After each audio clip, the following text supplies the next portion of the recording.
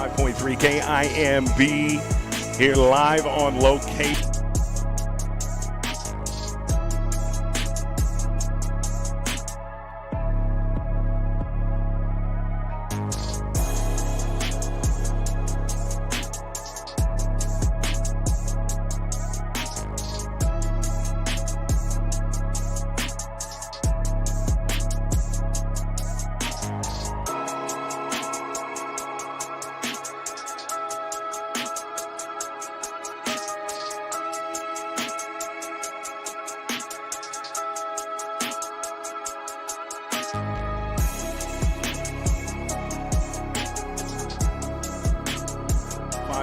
KIMB here live on location for high school basketball playoffs. Sponsored by attorney Jason Lowe of the Lowe Law Firm. We are here in Ada, Oklahoma at East Central University, the host of the area tournament for this district, this region. And we're excited to bring you some heck of a basketball weekend here tonight. I mean, some big-time basketball games. We're going to start with the area championship for the girls between the Douglas Trojets and the McLeod Lady Redskins. Immediately following, we've got the area championship between the Blanchard Lions and the Douglas Trojans. Winners of tonight's game advance to the state tournament. Losers of tonight's games will have a shot to win tomorrow to advance to the state tournament, but you just as you could, just stamp your ticket tonight. I think that would be the easiest way to do it. But we are glad you're tuned in for high school basketball here on OKC Sports Radio, streaming live on PPBC TV. I am Jay Swick, your play-by-play announcer, alongside Dylan Tribble, and I'm very, very excited to be here. People are starting to come into the gym and get situated. It's rather warm here, so I wish they'd turn on the AC, Dylan, but that's okay. We're going to make do. We're tough. We're going to power through this thing, and it's going to get intense tonight. We've got some really, really good matchups on paper. We're going to start with the girls' game between the Douglas Trojets and the McLeod Lady Redskins. Again, I think this is the best game in the state of Oklahoma today, and I really do believe that. The Douglas Trojets are having a fantastic year. They're extremely talented, ranked in the top 5. Okay, they've come off some really, really big-time wins here as of late, and it's dominated in a very big way. The point differential is enormous. They started off district play, winning the district championship over Star Spencer, 92-30.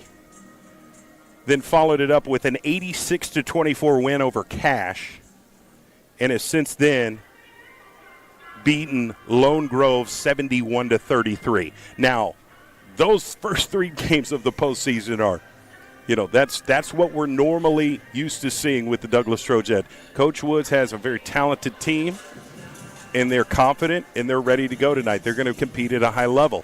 But the opponent is a very, very, very worthy opponent, the McLeod Lady Redskins. 1 loss all season long, 28-1. This is right where you want to be. If you want to watch some big-time postseason area tournament basketball, you're in the right place. OKC Sports Radio 105.3. Dylan, how are you? Man, I am doing great, my man. Here in Ada, Oklahoma, like you mentioned, it's the area championship. Winner moves on to the state tournament, punches their ticket tonight. The loser has to go the harder way and go through the consolation bracket and play a whole nother game, which will take place tomorrow. So with that being said, both teams are going to leave it all out on the court. The season isn't done if they lose, but they would rather save their body, their energy, avoid any injuries by just advancing tonight, moving on to the OG&E Coliseum next weekend. So I imagine both teams are going to come out very aggressive, very fast-paced. They know that the sense of urgency is real. This is deep in the postseason now. It is deep in the postseason, and to be this close and literally reach out and touch a state tournament berth is enticing. You want to take care of business. But I will say somebody will lose today. You've got two of the best teams in the state of Oklahoma, Class 4A, battling it out. Only one can stamp their ticket tonight. The other one can stamp their ticket tomorrow. Who is that going to be? Stay tuned to find out. But I will say I am confident that both teams, McLeod and Douglas, have a really good shot at both getting in. One team is going to have to play an extra game. Right. And that's just the way it is. Now, who is that extra game going to be against? Well, I'm glad you asked. The Elgin Lady Owls beat Lone Grove 73-52. So if you do lose today, it's not going to be easy tomorrow. But that's sports in a nutshell, and we're excited to bring it to you play-by-play. Again, I'm Jay Swick, Dylan Tribble. Want to thank our production crew who have put in a lot of work today, Dimitri and Deshaun. We couldn't be here without the help of their production team and their efforts, and being able to get down here into Ada. Also, Wes Wilder back at the station. We couldn't be on the airwaves without his help holding us down at the fort, and we really do appreciate it. Also, our sponsors, again, sponsored by attorney Jason Lowe of Lowe Law Firm. If you're in a situation and you need someone on your side, call attorney Jason Lowe. Get the legal help you deserve with a free initial consultation. Call the Lowe Law Firm, 405-232-8500. That's 405-232-8500 for attorney Jason Lowe. He will fight for you, I guarantee it. We've also got other sponsors as well, SSM Health, First Security Bank, Oklahoma City Community College, Love's Student of the Month, Covington Heat and Air, Just Burgers, and Super Prep. Again, we're very excited to put a spotlight on this game here today. I think these two games here today are two of the best basketball games in the area tournament in the state of Oklahoma when we're talking about Class 4A. This is a great matchup on paper. And both teams, Dylan, are used to setting the tone, being the tone setter, controlling the pace of the game, inflicting one's will on their opponent. And so there's going to be a clash here today. And that's why we're here. That's why we're excited to bring it to you live. We are just under 20 minutes away from the start of the game. I did meet with some of the Douglas Trojettes and talked about this step. You know, they're trying to get into the state tournament for a third year in a row. And they understand what it takes to get to this far. Remember, they got all the way into the state championship game last year and fell short by one possession. And so they're destined. Their whole offseason thought process is to get back to this moment, get back into the state tournament, but you got to handle it step by step. And today is the last step before getting into the big dance, which is ultimately the state tournament at OG&E Coliseum. So I hope I've set the table well enough, Dylan. Yeah, you most definitely have, partner. You set the stage. You've said everything that needs to be said. And like the coaches used to say, all the hay is in the barn at this point. All the practice, all the preparation, all the time that you put in watching film, that's all done and over with. Now it's time to get out on the court and execute and play your game. Execute at the highest level possible to punch your ticket to go to the big dance, like you mentioned, the state tournament, which is next weekend. But the only thing that matters is right now what's in front of you, and that's an area championship. One team will win and advance, one team will lose and have to play another game. It is McLeod Lady Redskins versus the Douglas Trojettes, and the loser will have to play Elgin Lady Owls. That's right. And McLeod is not used to losing 28-1. When you win 28 games in the season, you're doing something really, really right. And so it's going to be interesting to see these different styles of offense clash and who can come out on top. Whoever makes the less mistakes and does all the small things right, like loose balls, who comes up with the loose change, who's going to sacrifice their body, dive on the court, get those loose balls, get the extra possession, get the steals, get the easy layups in transition, crash the boards, get second opportunities. All those little things add up in a game like this, and staying out of foul trouble is also crucial. Yeah, it is going to mean something here today. And I talked with a couple players from the Douglas Trojettes and also head coach Letitia Woods. I want to start with Nakiah Burge, who is the heart and soul of this basketball team. She is the leader. She is the experienced one. This will be her third year in a row to be in an area tournament championship. She knows what it takes to win. And I talked to her before the game just to understand her mindset and the way she looks at this game. Here's senior Nakaya Burge. Douglas Trojet, Nakaya Burge. Nakaya, I got to ask you about the game tonight, but I really want to get your mindset and just your understanding as a leader of this team leading up to this point. We are not far away from tip-off of the area tournament championship. You win, you advance to state. Do you feel like this team is mentally prepared, physically ready to battle a very talented McLeod team tonight? I mean, yes, of course. We've been working all year, so, I mean, we're ready for this. We are doing what we need to do. We did it, and we're ready to play tonight. Now, you've been in the state tournament 2 years prior, got all the way to the championship game last year and fell short just barely. How much does that go through your mind? And also, how do you utilize that experience to your teammates' benefit? I mean, I think about it all the time. Every time we step out to play, I think about it because I use it as motivation. I don't want to be at that same place that we were last year. I want to come out on top. So I just use that to push me, and I use that as motivation on my everyday.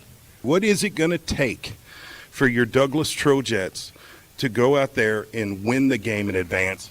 I think the biggest thing is putting 4 quarters together. So I think what we need to work on is fixing mistakes quick and working all 4 quarters and putting them back to back to back.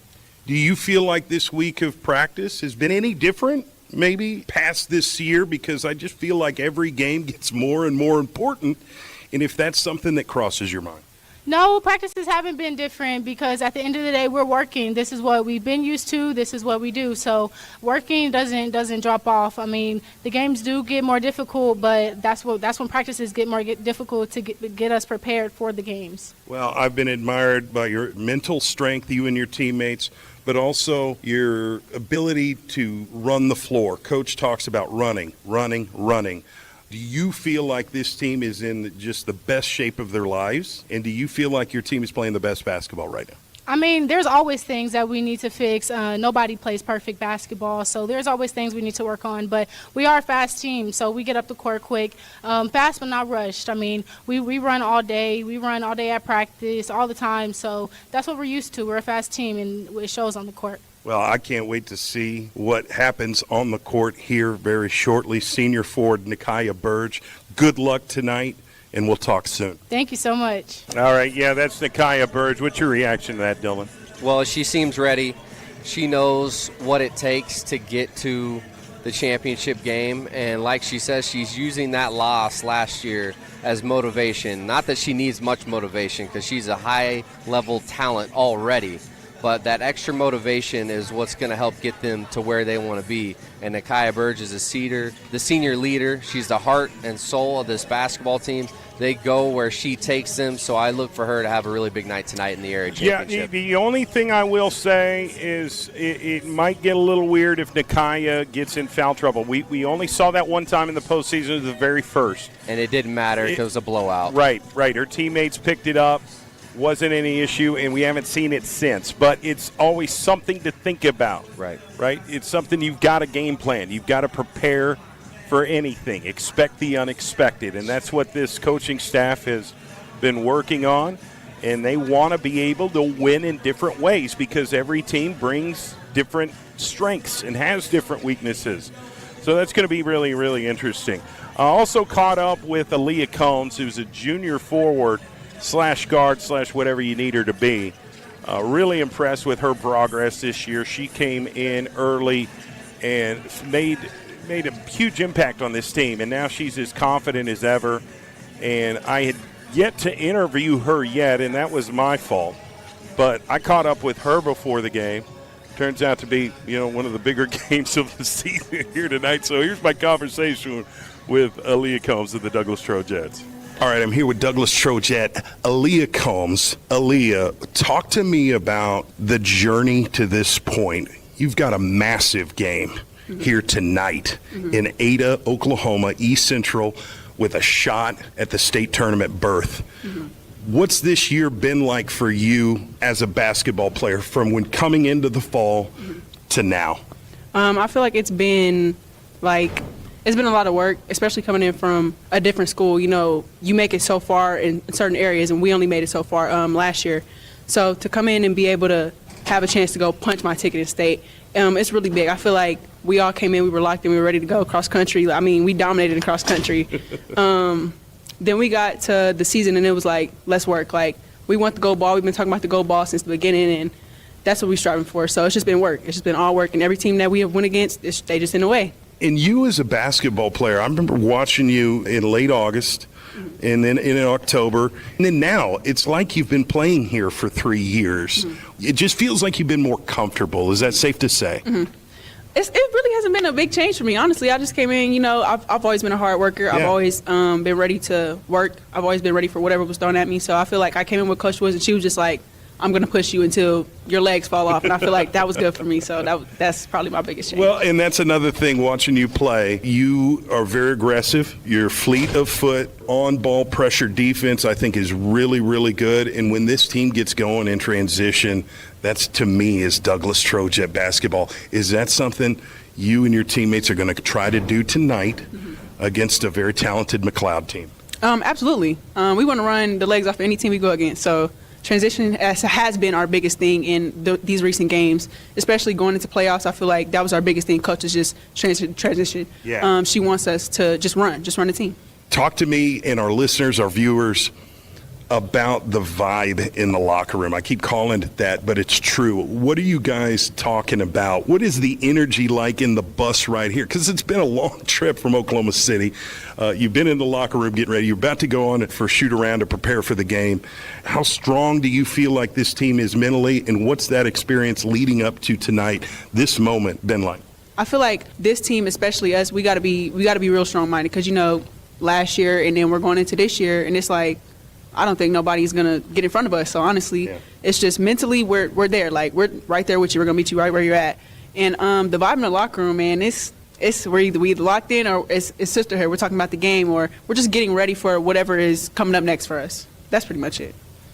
I'm really excited to get this game underway. I'm very excited. I'm ready to play right now. Honestly, I can get out there right now and just, you know, dominate and do what I need to do for my team. So, and I know my teammates are ready to go dominate and do the same thing. So we just going to go out there and do what we got to do. Aaliyah Combs, ladies and gentlemen, Douglas Trojets. We'll talk soon. Good luck in the game tonight. Thank you. Well, the time is now, Dylan. It's go time. I mean, we're about done talking. What was your response from Aaliyah Combs? Yeah, she's locked in. She's ready. She just wants to get out there and play basketball, and it's going to go down here about 6 minutes and some change, so we'll see what happens. Yeah, and I also talked with the general, Coach Letitia Woods, who's just done a remarkable job with this program, coaching these young ladies, winning as many games as they have, but it's not all about outcomes. It's about lessons. It's about life lessons, how you're developing as a human, how are you developing spiritually as a person. I mean, it's very, very deep. Her connection with these players individually is very, very impressive and very beneficial. It's more than just X's and O's with Coach Woods. There's no question about it. But she's pretty stoked about this game.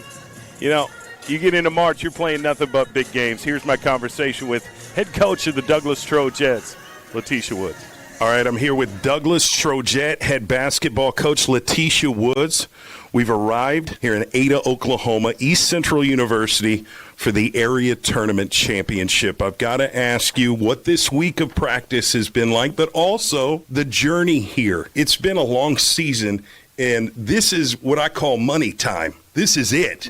This is what you've been preparing for, you and your team, and your first opportunity, your first bite at the apple is tonight. You win tonight, you get into the state tournament.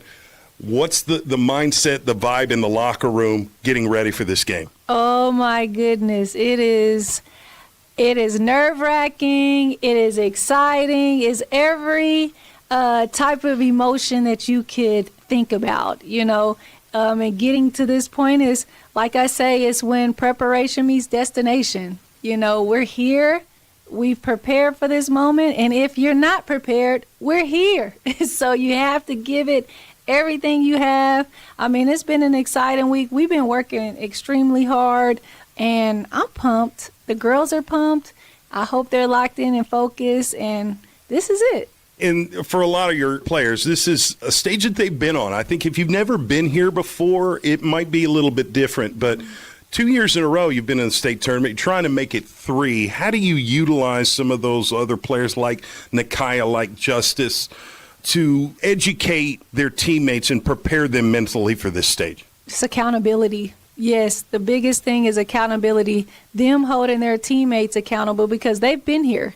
They've been here. They've made it all the way to the championship game. Didn't have cheers of joy, so they know the feeling of the loss. Right. So them holding their teammates accountable for just basically understanding that my feelings I want to push through you, and if I can do that with all the work that we put in, let's make sure that we give it our all right now. And then just them explaining to them the process and the feelings and them showing leadership skills by working.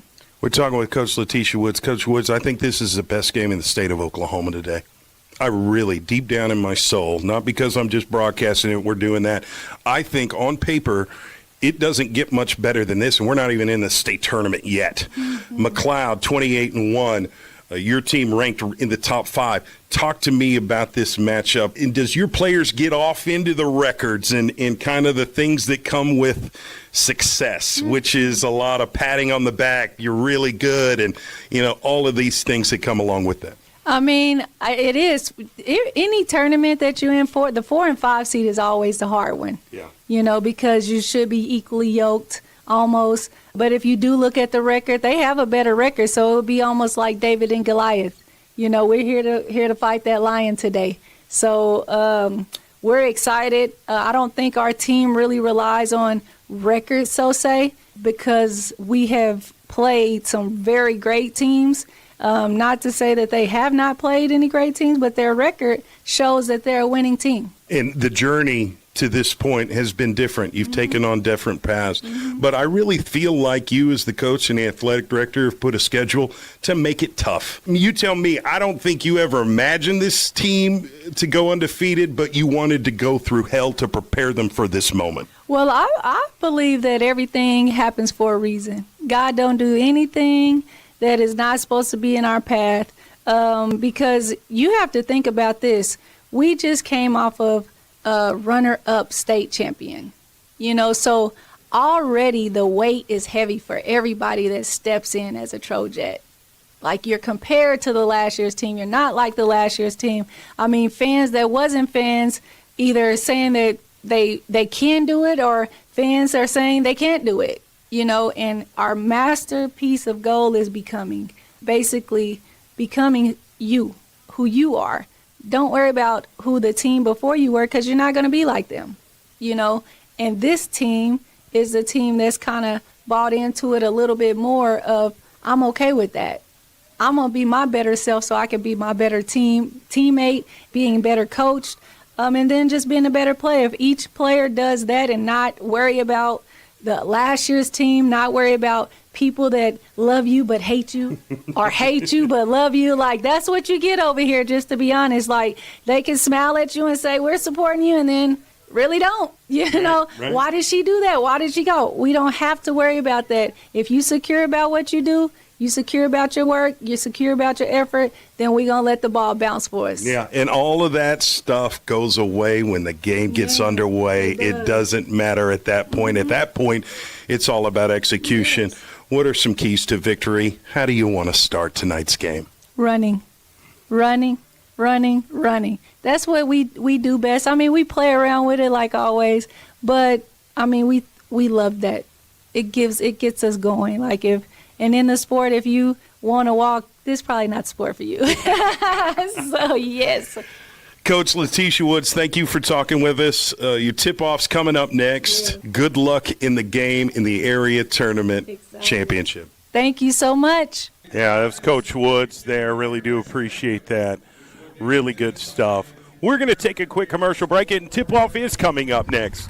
So keep it locked here to OKC Sports Radio 105.3, streaming live on PPBC TV. This whole broadcast is sponsored by attorney Jason Lowe of Lowe Law Firm. Stick with us. Hello, I am attorney Jason Lowe, the attorney that will fight for you. Give us a call at 405-232-8500 for a free initial consultation and flexible payment plans. And remember, I will fight for you.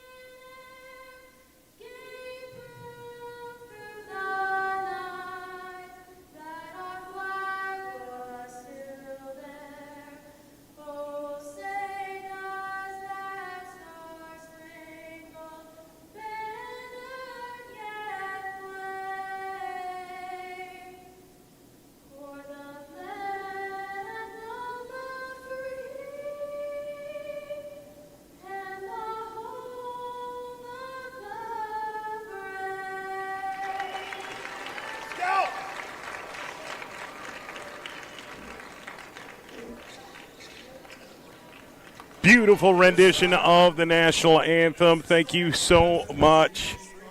Yeah. Hold on. Take over, Dylan. Let me turn your mic on. All right, ladies and gentlemen, we are about to get this game underway here at East Central University in Ada, Oklahoma, between the Douglas Trojets and the Lady Redskins out of McLeod, Oklahoma. We got your starting lineups being announced for the Lady Redskins of McLeod. It's going to be number 1, Chloe Mapera. Number 2, Claire Mapera. Number 12, Daisy Nemisek.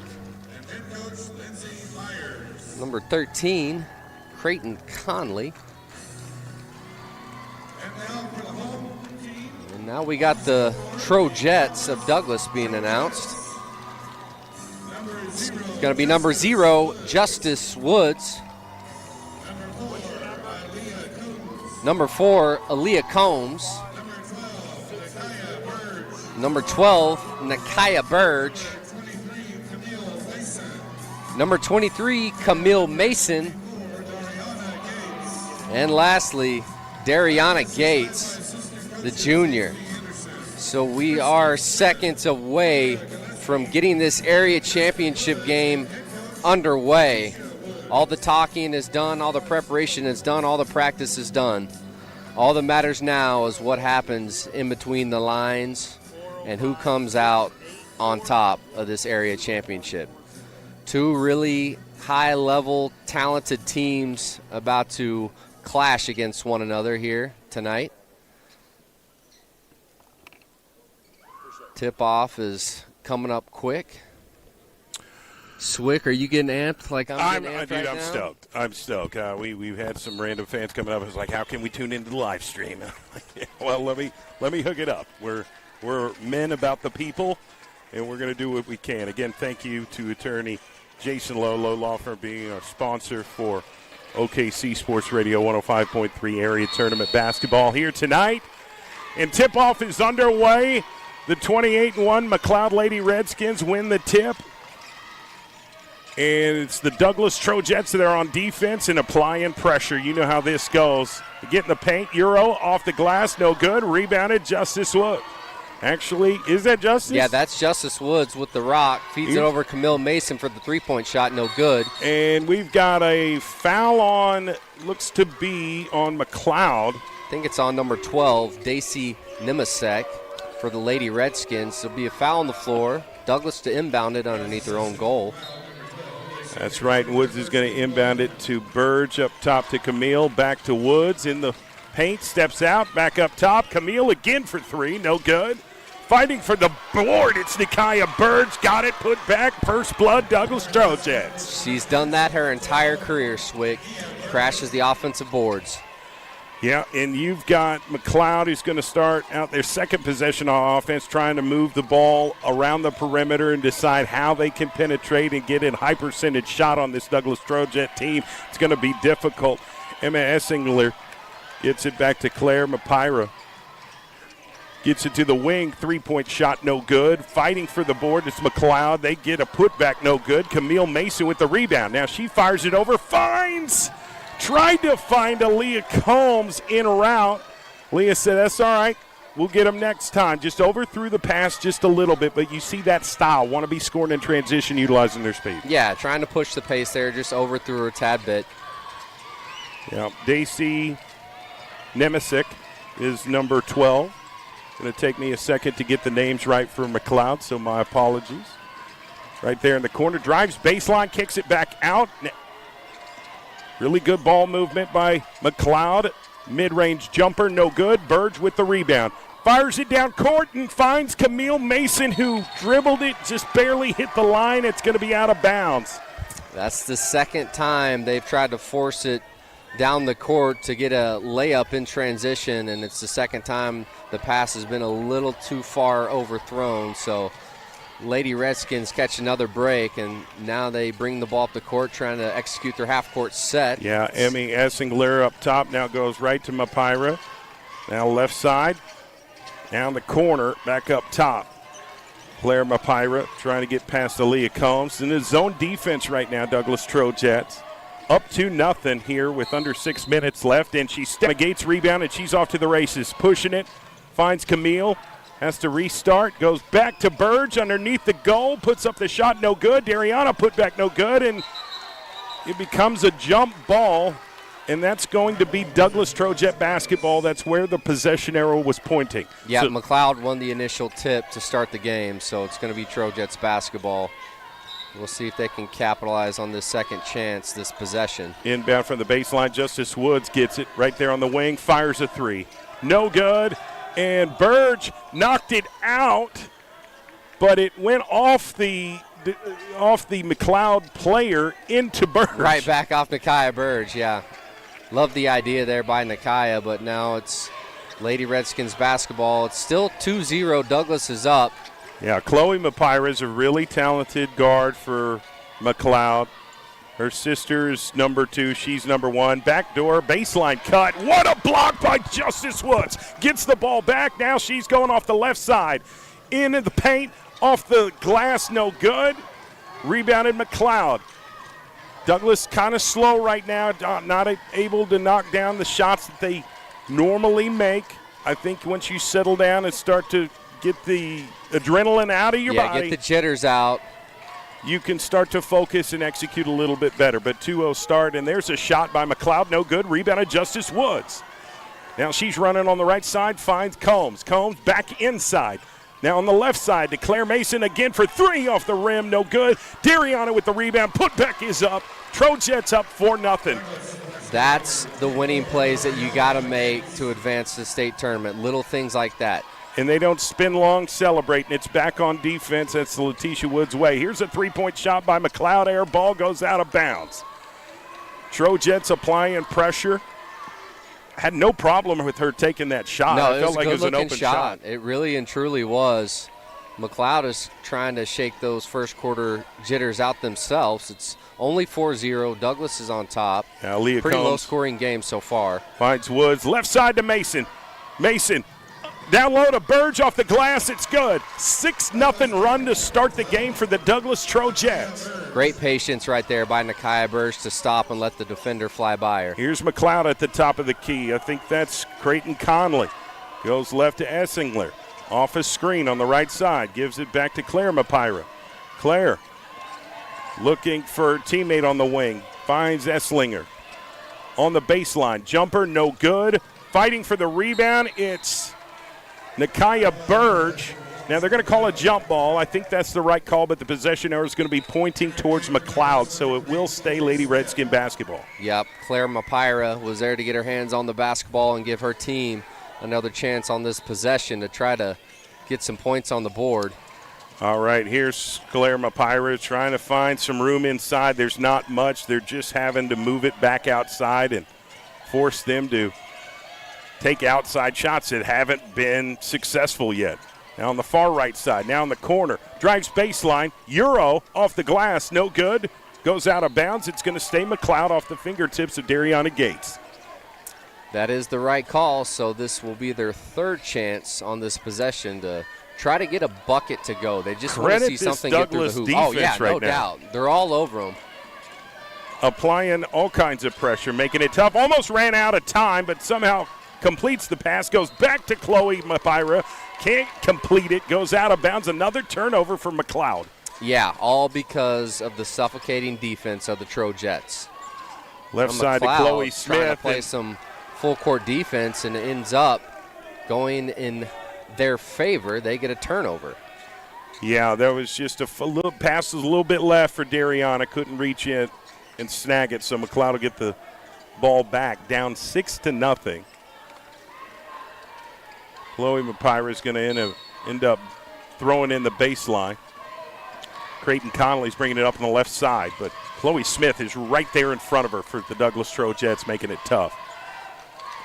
Moving along their outside, now the right side, now in the corner. Three-point shot by McLeod off the rim, fighting for the rebound. There is a foul, and it looks to be on McLeod. It is. Dariana Gates had great position, boxing out to get that rebound. It's going to be a over-the-back foul against the Lady Redskins, and it's going to be Trojets basketball. 6-0 is the score so far. Douglas is still on top. 2:40 left in the first. Yeah, Jordan Davis is going to come in for McLeod. Douglas Trojets up 6-0, go right to Chloe.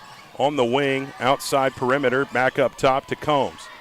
Combs dribbles right, listening to Coach Woods, goes left to Justice Woods. Now Dariana gets it in the corner, back up top to Nakia Birds. Now in the corner to Justice, fakes the shot, dribbling out. Looks like she wants to take it, but gives it back to Nakia. Now they're going with a different half-court set here. Aaliyah Combs is at the point guard position, top of the key. You've got runners moving. Now right side, Dariana in the corner for three, no good. Chloe Smith with the rebound, puts it up. She gets fouled. She'll go to the line for two. First action offensively for Chloe Smith. Been very impressed with her progression this year. Her confidence has been growing every single game. Yeah, you're exactly right. She comes in off the bench and is instantly impactful. Getting that offensive rebound, going up, drawing the foul. First free throw. Yeah, missed no good. Missed it, but you know where the rim is now. Now, because I don't think she's even attempted a shot until she got fouled on that play. Yeah, she just entered the game not very long ago.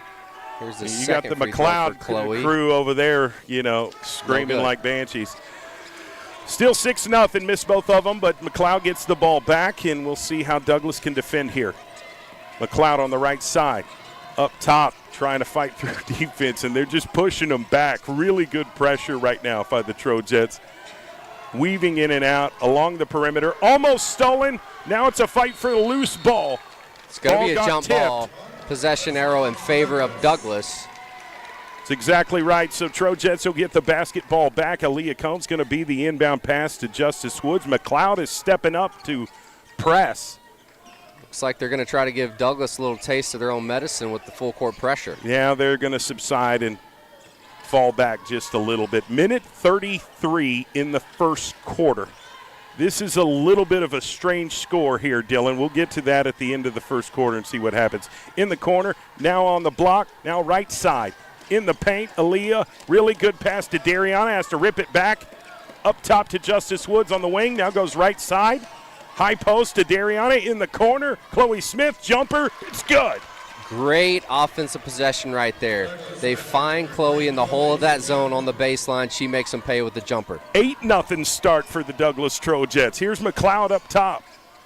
Takes a three-pointer at the top of the key, no good. Dariana Gates with the rebound, fires it down court, and somehow completes it to Nakia Burge. They're going to call a travel because she had to take an extra step as she fell down. That's not entirely fair, but I get it. I get it. She had to stop and come back and try to get that pass. Well, you got to protect yourself. For sure. So McLeod gets the ball back. 45 seconds left in the first quarter. Douglas is up 8-0. McLeod, Claire Mapira in the corner. Now on the block. Back up top to Claire. Now great ball movement by McLeod. They penetrate. Go baseline. Throw it in the corner. Shot. No good. Goes out of bounds. I think it's going to remain McLeod basketball. Yep, last touch by Dariana Gates. She just couldn't catch it clean, trying to get that rebound, so it stays with the Lady Redskins. Chloe's going to inbound it for McLeod. Has 24 seconds to get a shot clock, or to get a shot off. Now in the corner. Chloe Mapira gets it, goes down low, tries to weave in and out, back up top. Now in the paint, kicks it out. Conley for the shot, no good. Loose ball. McLeod gets it back. 6 seconds left. Chloe Mapira. Now Esslinger. No good. Rebounded Justice Woods, and that's the end of the first quarter. Are you kidding me? Yeah, very, very strange first quarter of basketball here between McLeod and Douglas. Can I say this? Go ahead. McLeod is 28-1. They didn't score a single point in the first quarter. Yeah. How do you react to that? What's your response to that? I'm shocked. I'm extremely shocked because, for one, they were getting some open looks. I mean, they had good shots, and they were taking the shots. The ball just isn't going through the hoop. I don't know if it's the jitters that are getting to them. I don't know if they're nervous because of the stage. It's the area championship. They can feel the pressure of trying to win in advance to the state tournament.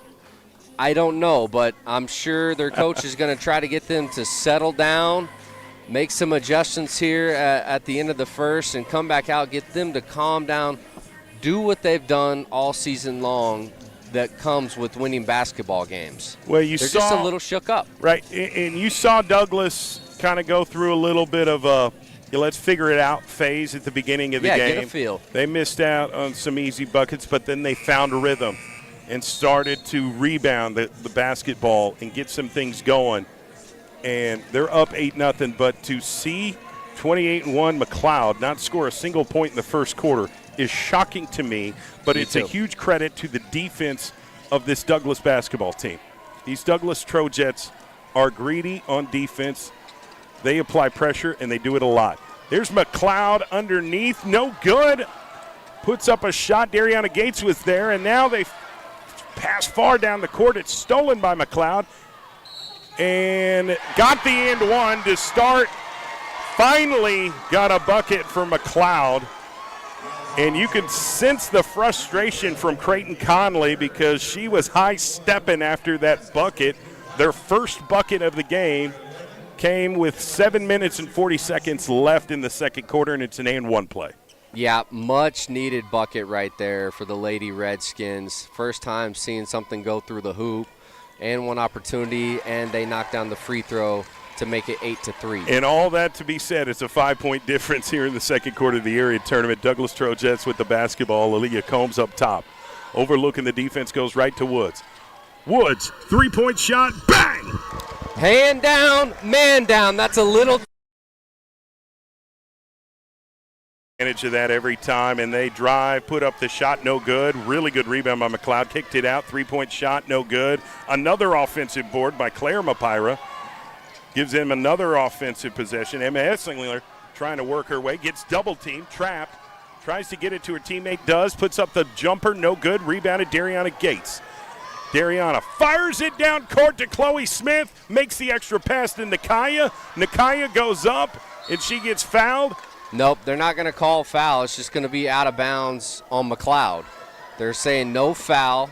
Nakaya went up, tried to draw the foul, no foul, but it does stay with Douglas. Okay, Justice Woods going to inbound it from the baseline. Finds Gates, mid-range jumper. Can't get that one to fall. Fighting for the board, it's McLeod. Fires it over to the right side. Right there on the wing.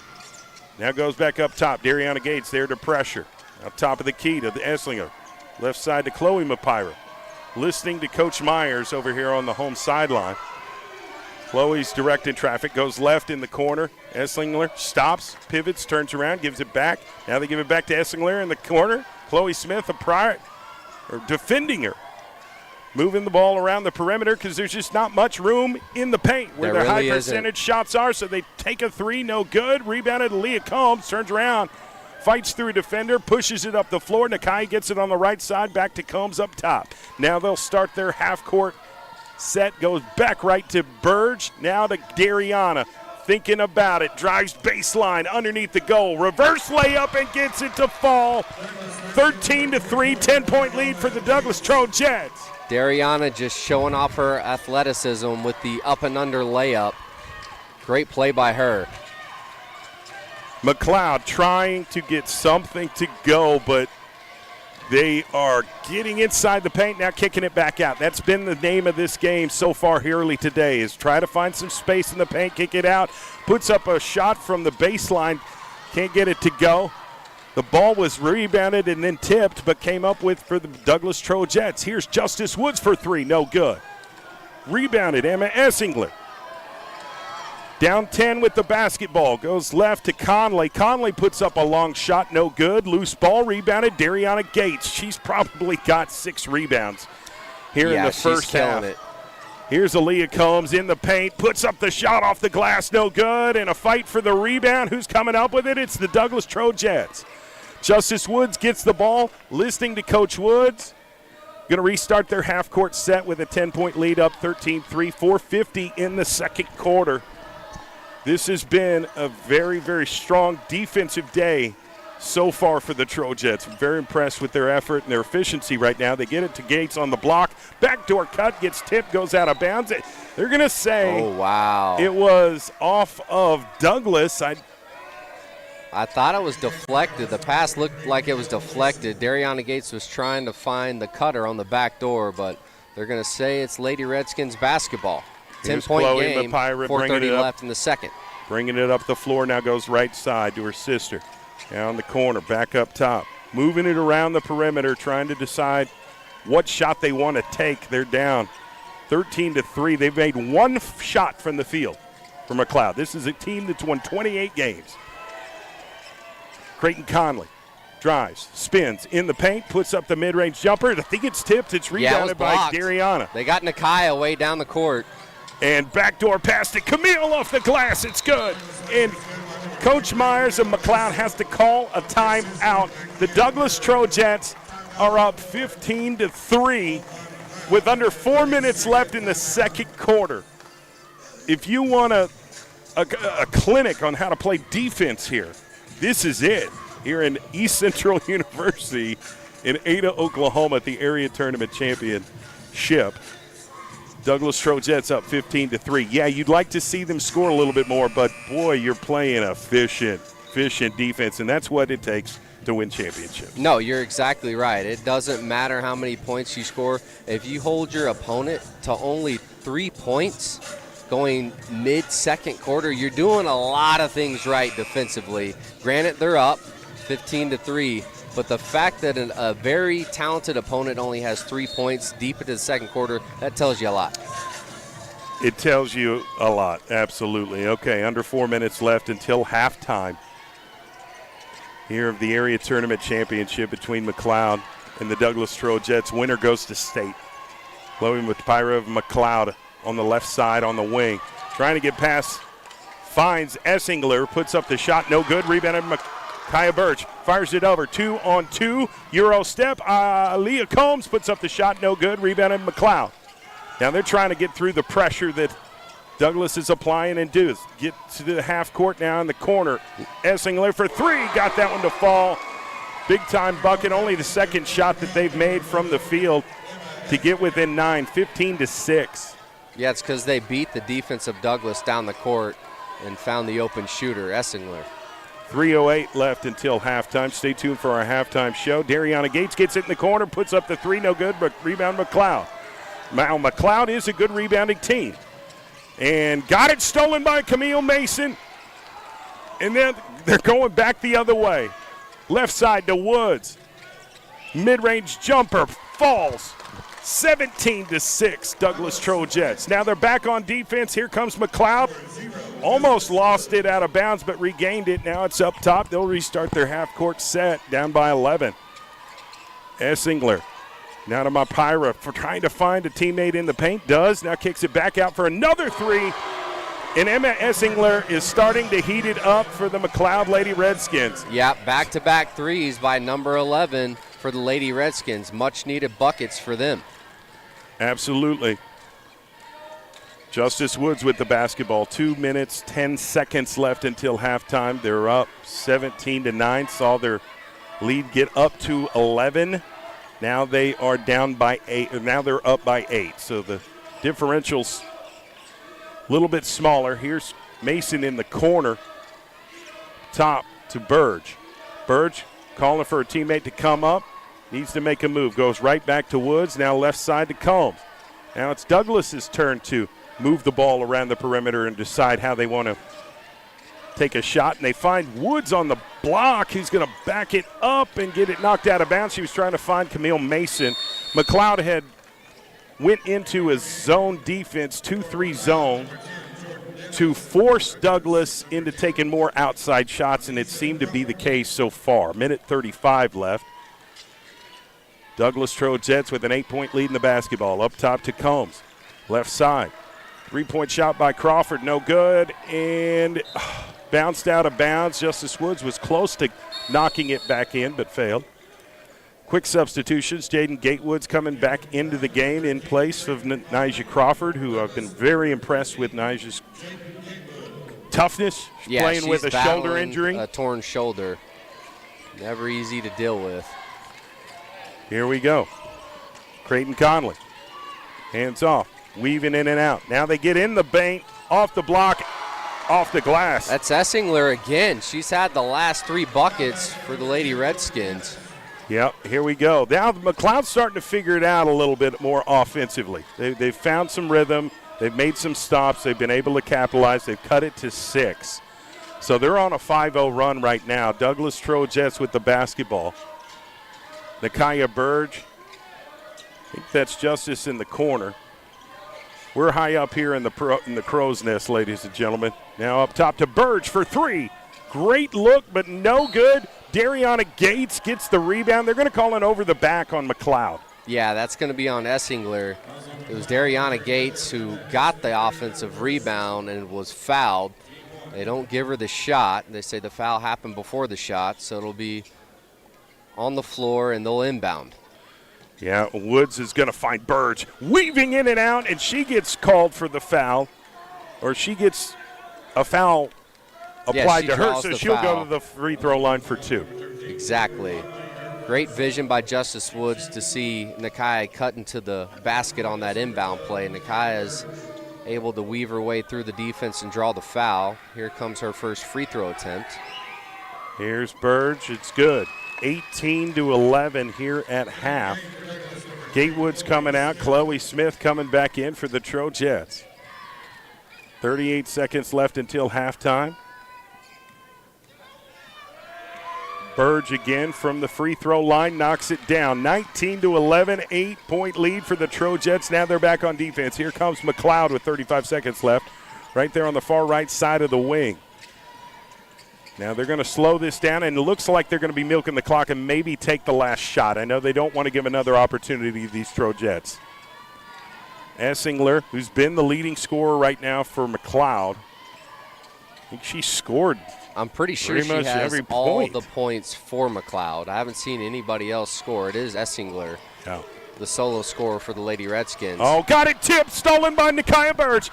Oh, and they're going to call a whistle, and there's a foul on the floor. It's going to be on McLeod, and it's going to be on Essling. Yep, it is. Nakaya Burge stole her cookies and took off down the court. It was a frustration foul by Essingler. Her coach is going to sit her out for the last 4 seconds before halftime. Foul on the floor, so no shots. We'll see what kind of play Coach Woods has in store for this situation. Chloe Smith finds Justice Woods. 3 seconds left. Here we go. Woods, mid-range jumper. Can't get the shooter's roll. That's the end of the first half. Douglas Trojettes up 19-11 at the half. Did not allow McLeod to score one single point in the first quarter, and for a good portion of the second quarter, they only had 3 points. Yeah. Finished the quarter with 11. What stands out? What's your reaction? Well, we mentioned it already, but the defense stands out for the Trojets. They're all over them. They're getting out and contesting shots on the open shooters on the three-point line, rebounding well. They're getting in passing lanes. They're getting steals. They just got to settle down offensively. They've overthrown a few fast breakers down the court, but they found their groove. They're up 19-11. They'd like it to be more than that, but, hey, they're really good at making halftime adjustments. It was a couple weeks ago. It was a close game, and then they came out in the third quarter and completely blew the other opponent away.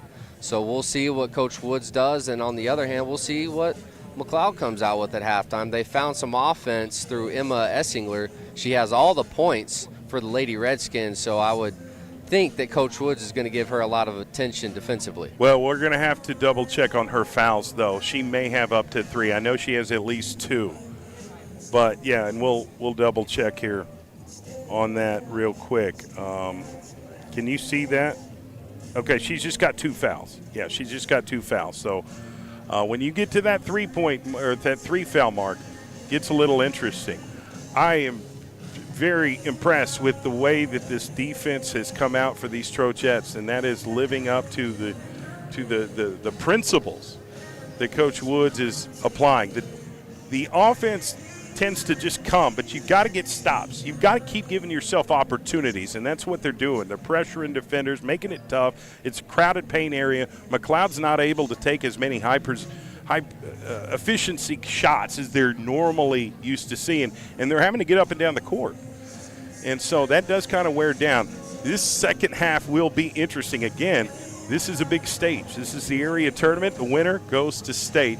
We're going to take a quick break and come back and discuss more of what we've witnessed and what adjustments need to be made by both teams. But we appreciate you tuning in to PPBC TV here live from East Central University for the Area Tournament Championship. OKC Sports Radio 105.3, our high school basketball playoff broadcast sponsored by attorney Jason Lowe of Lowe Law Firm. If you're in a situation and need someone on your side, call attorney Jason Lowe. Get the legal help you deserve with free initial consultation. Call Lowe Law Firm, 405-232-8500. That's 405-232-8500. Attorney Jason Lowe will fight for you. We'll take a brief break and come back with second half action. Again, winner goes to state. Douglas Trojets up 19-11 on the 28-1 McLeod Redskins. We'll be back. Oklahoma City, it's me, Miles Perry, and save the date, March 28th. Yes, I said March 28th. And the reason why is because of Super Prep and OKC Sports Radio 105.3 Showcase. Any current high school athlete can attend the showcase, so can unsigned seniors and JUCO products. The event will be ran by local high school coaches and professional skills trainers. It'll be held at OAC, Oklahoma Athletic Center here in Oklahoma City. You guys can watch and listen to the event at PPBC TV and OKC Sports Radio 105.3. That is PPBC TV and OKC Sports Radio 105.3. You guys, register today. There's limited spots available. College coaches will be there, but like I said, there's limited spots available. So the link and the QR code will present here in just a little bit, but make sure you guys register today. It's the biggest event in Oklahoma. Peace.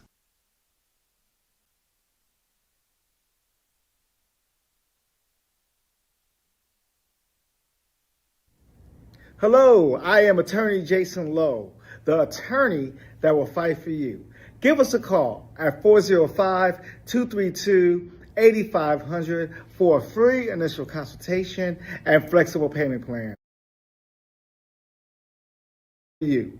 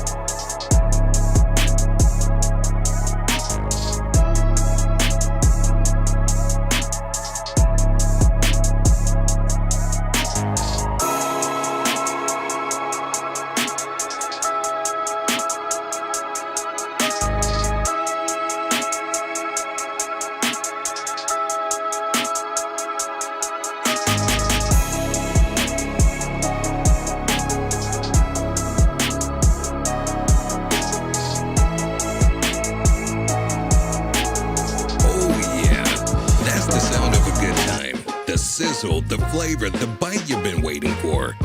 And you deserve it, because when it comes to burgers, why settle for ordinary? Big taste, big smiles, big moments. All stacked between two buns. And you can only get it at Just Burgers. Just Burgers, nothing else compares.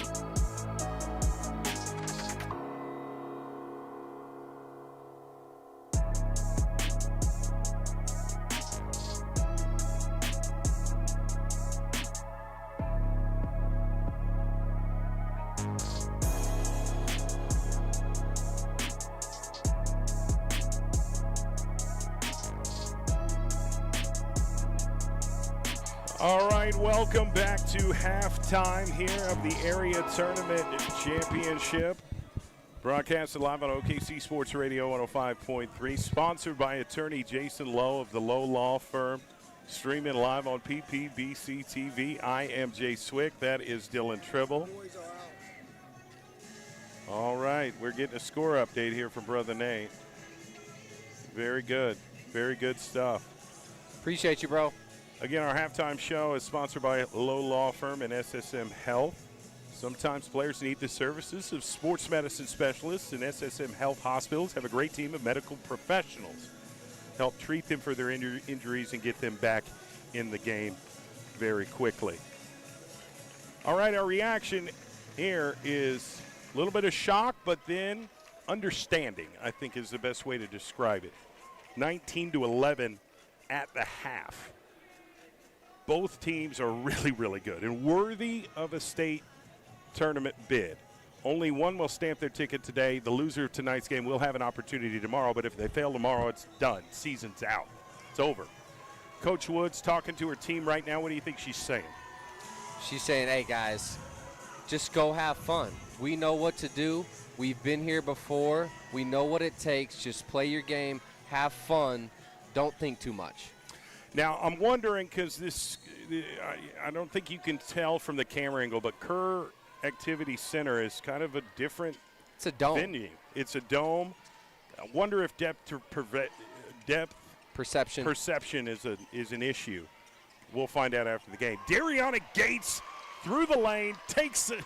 Sometimes you just got to do it yourself. That's exactly what Dariana Gates did with that drive down the middle of the lane for the beautiful layup. Increases their lead to 10 from the jump. 21-11 Trojets over the McLeod Lady Redskins. McLeod on the perimeter, right there on the wing, trying to direct traffic and get people open. Conley gets it on the left side, hands it off to Essingler. the leading scorer for the Lady Redskins of McLeod. Here's Mapira for three. They got that one to go. Chloe Mapira, first bucket of the game. Finally lit it up to get within 7. Here comes Aaliyah Combs. Going to stop right past half court, reset the half court set. McLeod going to run the 2-3-2 zone. Finds Dariana, kicks it out. Camille Mason back to Gates, inside, over a defender, no good. Rebounded McLeod. Claire Mapira gets the ball, number 2, on the left side to her sister Chloe. Chloe directing traffic. Far back off the three-point line. Justice Woods is giving her some space, almost baiting her to take that shot. Left side, fights through the screen, now finds her teammate and sister, Claire Mapira. Claire back up top, now right side to Chloe. Chloe, left side.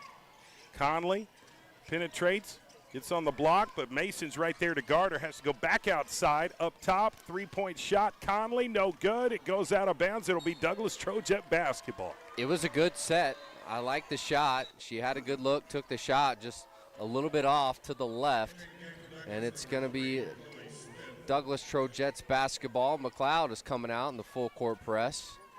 21-14 is the score. See if the Trojets can beat this press. And Justice Woods tries to trap Justice, has to go up top to Chloe. Chloe right side to Camille. Camille to Gates, gets past half court. Left side, three-point shot, no good. Rebound, saved into the hands of Justice Woods. Kicks it back to Chloe, fakes right, goes left. Dishes up top to Justice. That's her spot right there on the wing, off the glass, left side. Thought she was going to take it. Now right side. Far court pass on the other side of the court. Three-point shot by Burge. No good. Fighting for the board. Goes out of bounds. Whose ball? Douglas Trojets. Yep, it's going to stay with the Trojets, so they get another chance to try to increase this lead. It's 21-14. 5:29 left in the third. Camille Mason to Woods. Back to Camille. Top of the key. Can't decide which way she's going to go. Banks a bad pass. It's stolen by McLeod. 2-on-2. Three-point shot. No good. Rebound, Douglas. Chloe Smith comes up with it, immediately pushing up the floor. Now stops. Throws right to Woods. Woods is so dangerous on those wings still, and usually that's her spot. If she gets an open look, she's going to take it. Oh, Camille dribbles it off her toe. It's stolen by McLeod.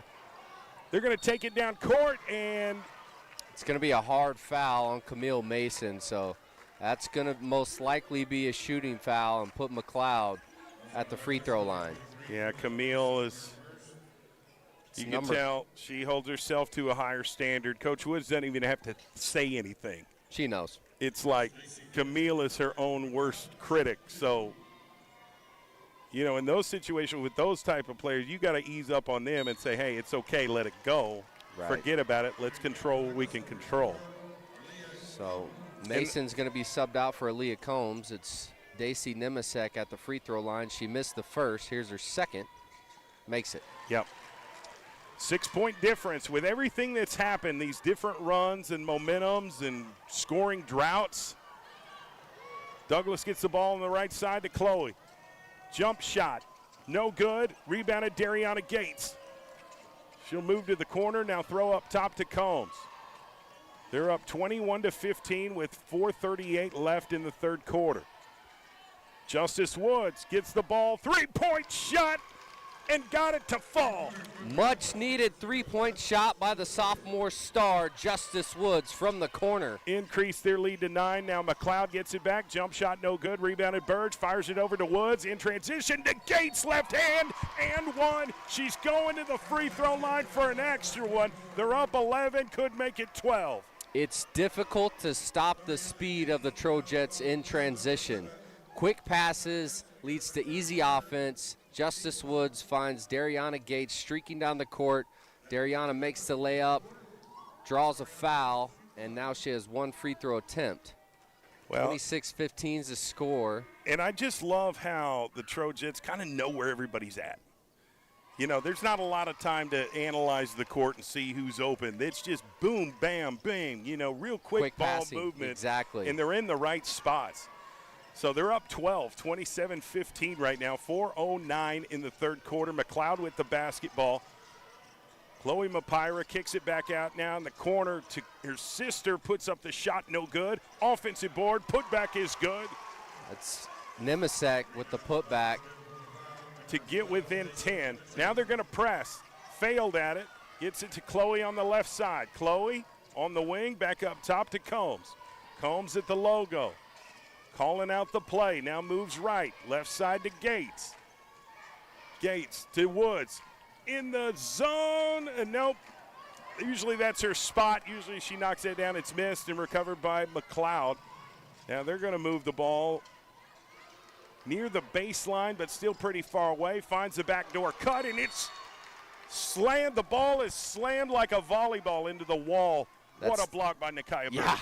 Yeah, Nakia Burge. Really good patience right there defensively to wait, let the player fly by her, and then block it from behind. Oh, and I knew that pass was too far back, and it's going to be stolen by Woods. 2-on-1, and there's a nice dish. Best served cold on a silver platter to Nakia Burge to get another bucket. Trojans up 29-17 with 3 minutes, 13 seconds left in the third quarter. They're just so good in transition. It shows that most of these ladies for Douglas, they run track because it's a track meet when they push the ball up the court. Once again, unselfish play, quick passing leads to easy buckets in transition. And we've seen it back-to-back times now. The score is 29-17. Douglas is really starting to catch their flow. They're really feeling it. On the other end, McLeod, they got to do something offensively to try to answer the call. Everything's been a struggle, but that's just because Douglas is playing superb defensively. Yeah, I don't think McLeod has quite seen a team like the Douglas Trojans. I agree. Respectfully. I don't think they have either. Respectfully. Right. And they're playing hard. There's no doubt about that. These Lady Redskins of McLeod, Oklahoma, they're going to battle and do what they can, but they're trying to go up against something that they haven't quite seen before. And I do think the other side is the Trojans, whose confidence level is rising right now. It is. They're really starting to figure out how they can attack, which player they can exploit, which player can you beat off the dribble. Also, Justice Woods, I know she missed that last shot, but she's just starting to get warmed up with her mid-range jumper, and I expect a big fourth quarter from her, but we'll see. We still got to finish this third. 29-17, Douglas Trojans with 3 minutes, 10 seconds left on top of the McLeod Redskins, who have only lost one game all season long. Mapira goes down low, now back out. Three-point shot by McLeod, no good. Offensive board, putback is no good. Another offensive board. Now it's kicked. Somehow the Trojans came up with it. I don't know if it was tipped, kicked, or what. Slapped, I don't know. But Justice Woods gets it at the top of the key. Now left side to Smith for three. No good. Board, Nakia Burge. Putback is good. And you do that so many times, you end up being a D1 player like her. Yeah, exactly. It's called consistency, and that's exactly what Nakia Burge is. Fundamentals is something that she has mastered. Blocking out, rebounding, getting those defenders off, fighting for rebounds, being stronger. There's a lot that goes into her game. McLeod moving it around the perimeter. Right side to Mapira, gets it to her sister and teammate, Chloe. Puts up the floater off the glass, no good. Dariana Gates rebounding. She's been strong on the boards, finds Justice Woods on the right side. Justice, step back. I think they're kind of sort of double teaming her with a little bit of a different style of defense. Now it looks to be there in the zone. Up top to Burge. Burge, right side to Woods on the wing. Back up top to Burge. Tried to find Dariana. Miscommunication right there leads to a turnover. Here's McLeod pushing up the floor. Reverse layup, knocked out of bounds. It's going to remain McLeod basketball, but boy, Nakia Burge is protecting the rim and preventing those high percentage shots from being taken. Yeah, she's contesting everything at the rim. Really good rim protection by Nakia Burge all night long. Inbound pass to McLeod, who's down 31-17 with 1:25 left in the third quarter. Now it's on the block. Turnaround jumper, no good. Dariana Gates with the rebound, fires to Burge. Throws it down court. Overthrows Justice Woods. We've seen these type of plays this whole game tonight where Douglas Trojets utilize their speed. They're just not always completing the long passes down the court. Yeah, it's their game. They love to push the pace up the court, but right now they're just having a little bit of trouble connecting on those longer passes. And it's okay to get McLeod running, but those turnovers add up, and you keep giving opportunities exactly to your opponent. No, you're spot on. It can become detrimental. Here's Mapira. Gatewood playing tenacious defense on her. Now they're moving. I think that's Conley or Essingler. On the block, puts up the shot, no good. Fighting for the rebound. Dariana Gates finds Jaden Gatewood. Now the right side to Combs. Finds Burge open underneath. Easy bucket every time she gets the ball on the block. 30 seconds left until the end of the third quarter. Trojets of Douglas, 33-17. Three-point shot by McLeod. Got that one to fall. Claire Mapira finally starting to heat up. And there is score in transition and one. Aaliyah Combs, you heard her in pregame. She's ready to compete. She said, I'm ready to play now. And she's making plays like that, getting buckets, drawing fouls, taking in one shots. Yeah, it's like McLeod completely forgot about her. They were celebrating the three made by Claire Mapira, and Aaliyah Combs just takes off down the court. Was able to beat the defense to the rim. They get there late and foul her, and one opportunity for Combs. Here comes the free throw. Misses the free throw, rebound at McLeod. 13 seconds left. They better get it down the court if they want to take one more shot. 9 seconds. See what happens here. 5 seconds on the right side. Up top, trying to get past Burge. They can't even get a shot off, Dylan. They couldn't even get a shot off. And now all the momentum is going back to Douglas Trojets. You can see they're running to the sideline, hyping each other up, high fives. 15-point lead here going into the fourth quarter for the Douglas Trojets.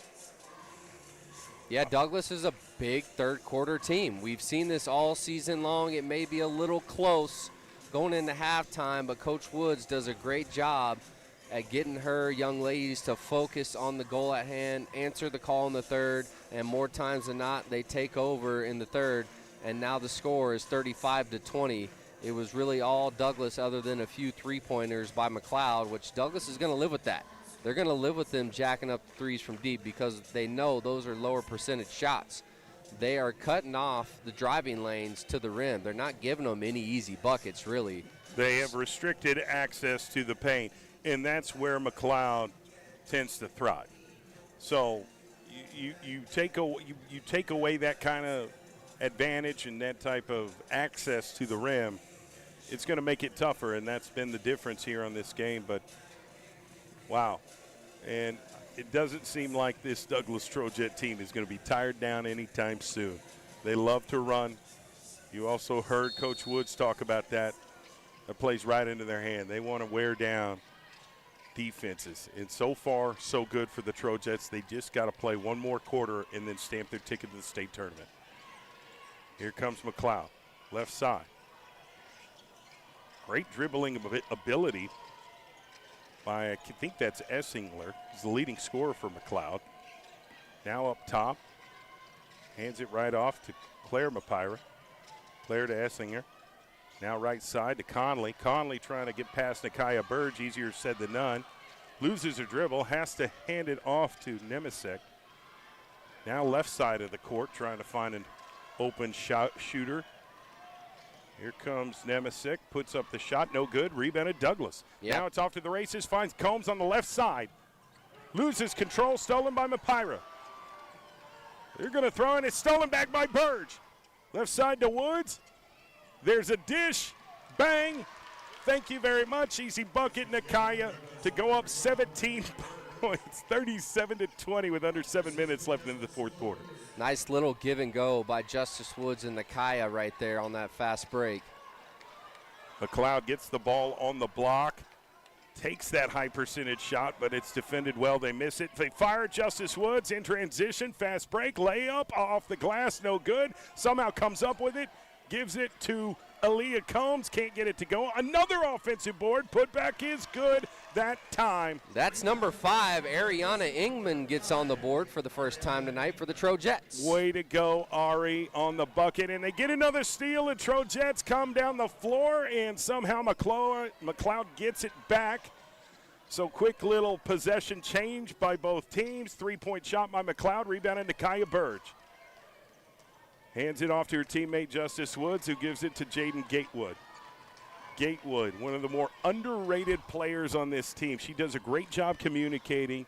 She has great balance. Spark of energy off that bench. And she's low. She is low center of gravity. If you want to guard her, you got to get down low.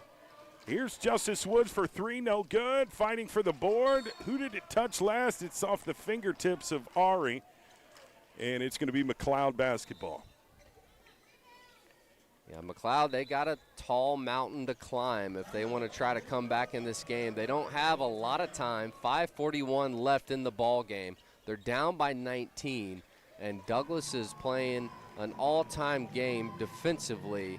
So McLeod's going to have to draw up some sort of miracle of a game plan offensively to try to come back against this tenacious defense of the Trojets. Yeah, I think there's not a lot of adjustment here for the Trojets.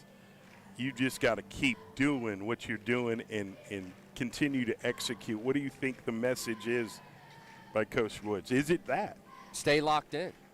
Keep your foot on their neck. Don't let up. Don't let them breathe. Don't give them any sign of life here. Don't give them anything to build off of or get hype about, because you don't want them going on a run and trying to work their way back into this game. You have a very comfortable lead. I would say keep building the lead.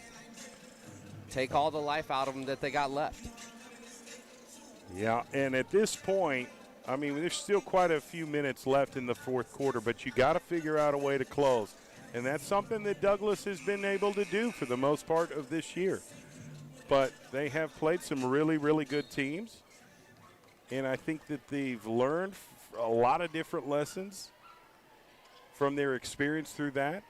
And right now they're in a good position, up 39-20 with 5.5 to play in the game. Winner goes to state.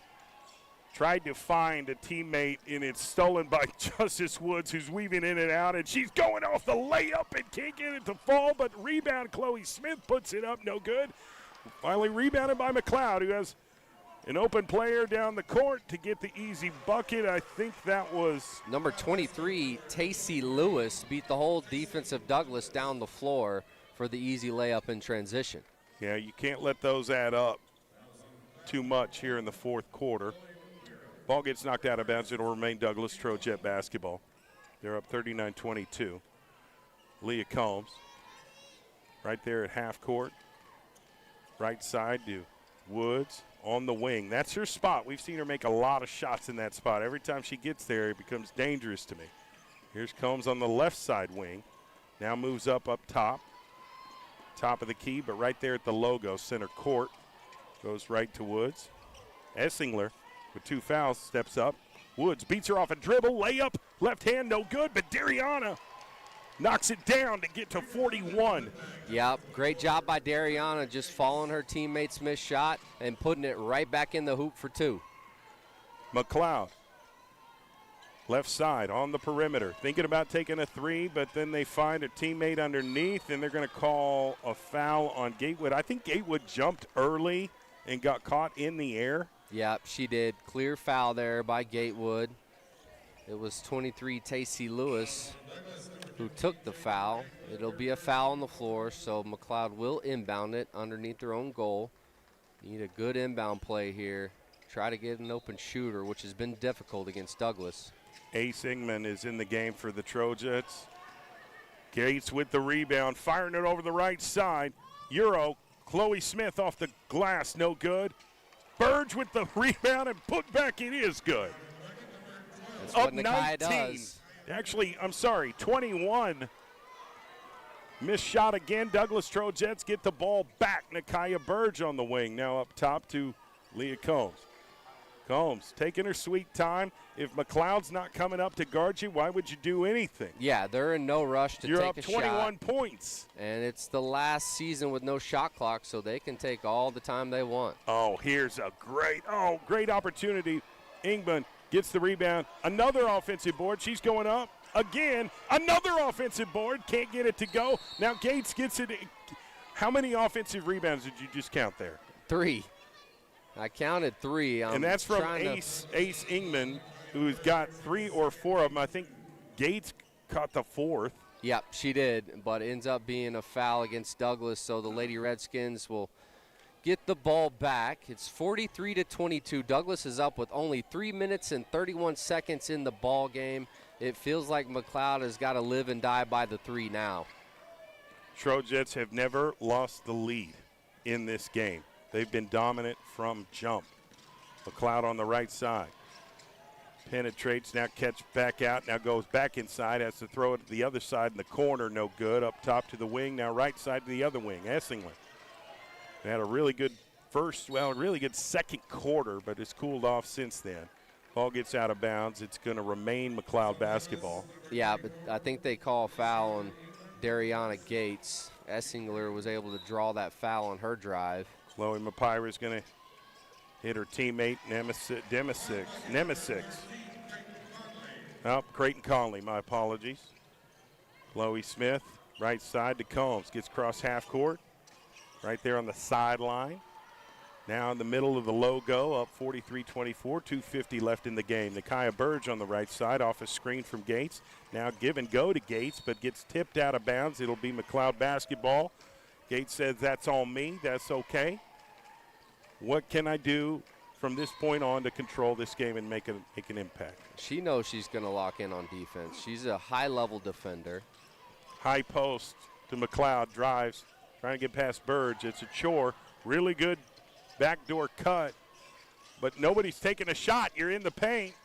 Now it's a three-point attempt, no good.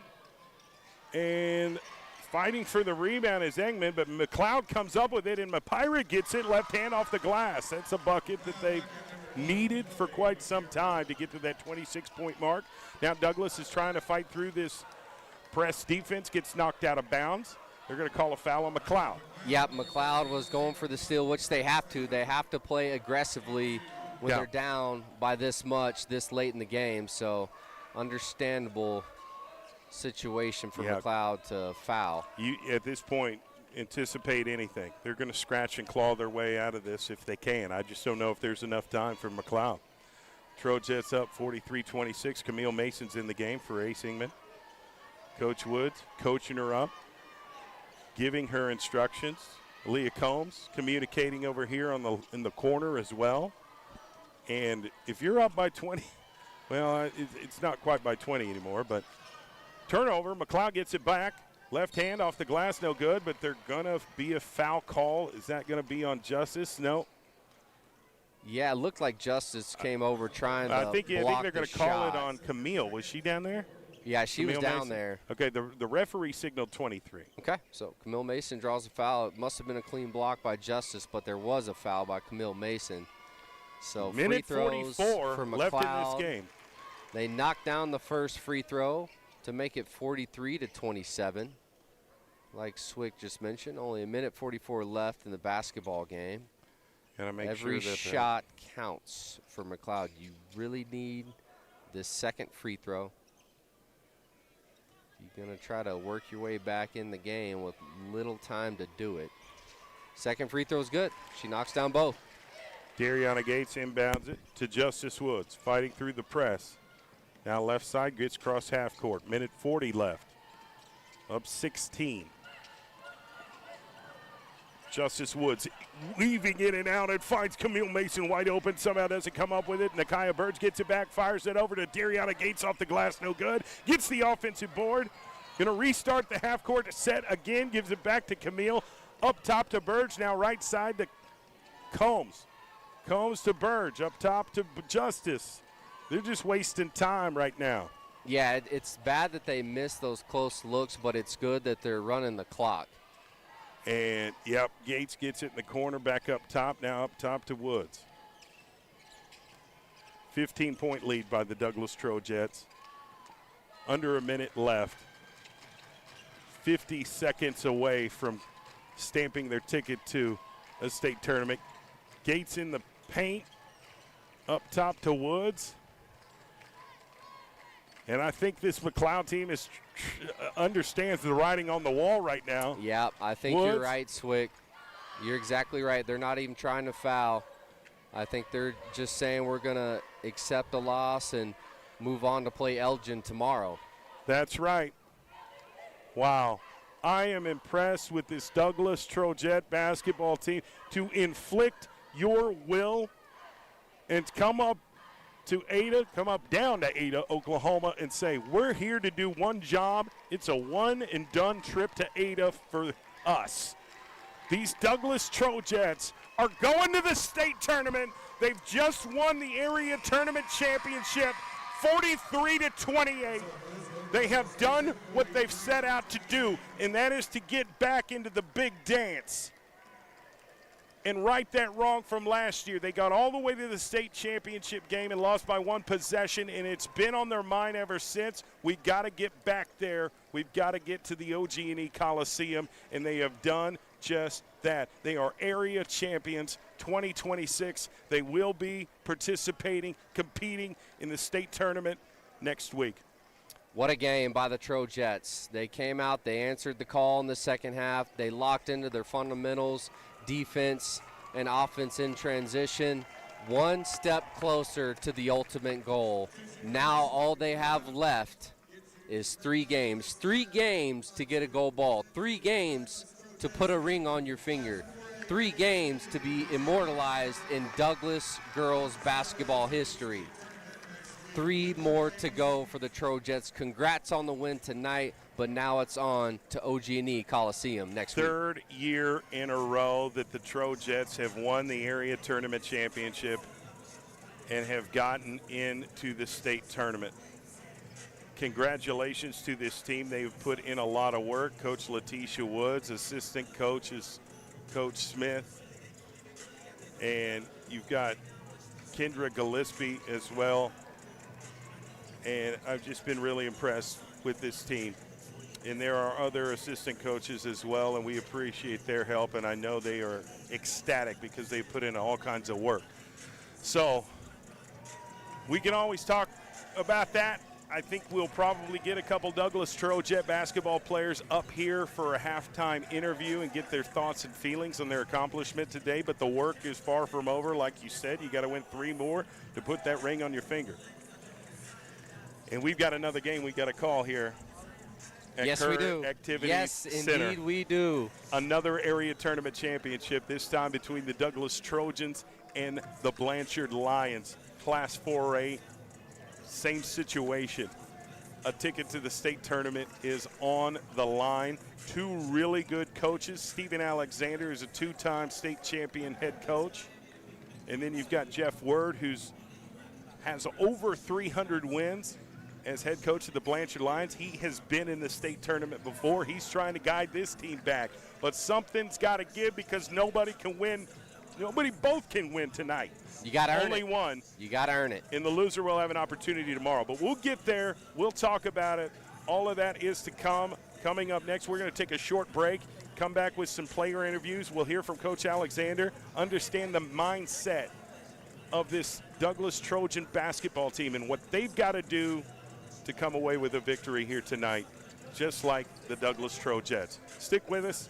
You're listening to OKC Sports Radio High School Playoff Basketball Area Tournament Championship on PPBC TV, sponsored by attorney Jason Lowe of the Lowe Law Firm.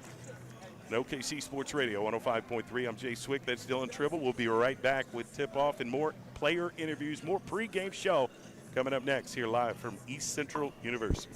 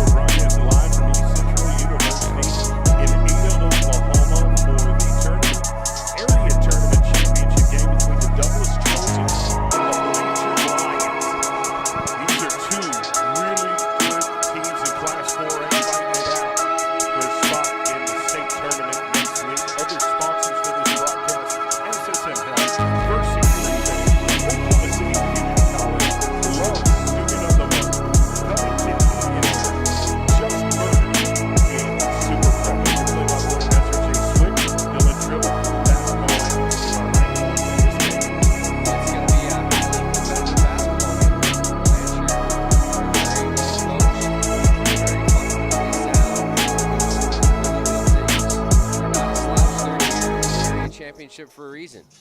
Douglas on the end. You know Douglas, high-power team, fast team, really good on defense. They've won 2 out of 3 last state championships in Class 4A. Everybody knows the Douglas Trojans. So we'll see what gives in this game. We'll see how they come out, who comes out and throws the first punch, who starts slow. You just never know until the ball's tipped. Can't wait to get this one underway, Swick. Yeah, I want to start out with my conversation for Jamel Morris, who's just been a beast in the block, man. He really and truly has. In the paint.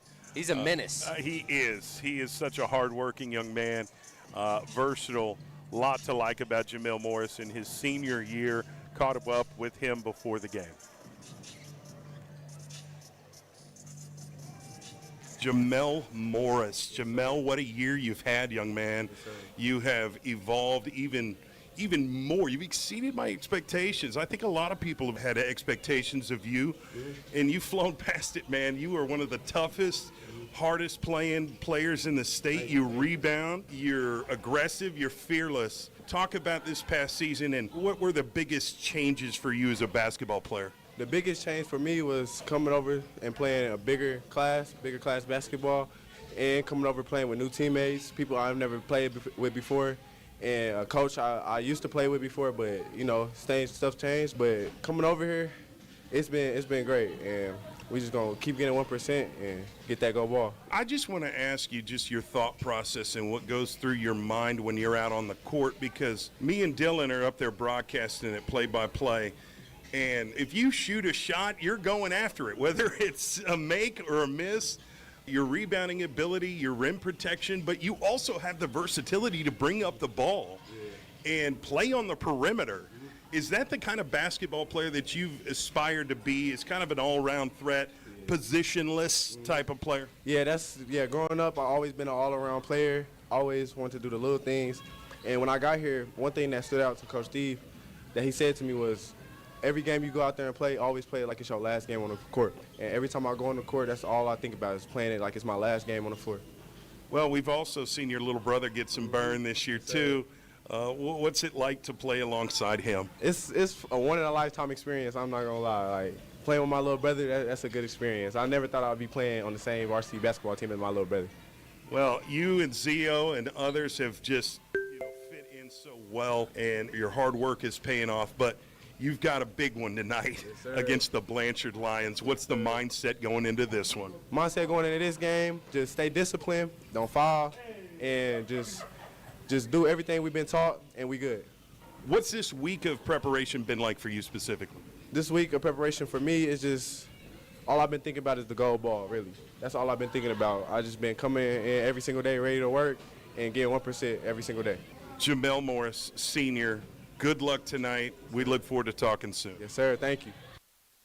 All right, yeah, that was Jamel Morris. I want to go right into an interview I did with Zio Pogba, who is very, very excited about this opportunity here tonight as also another senior on this Douglas Trojan basketball team.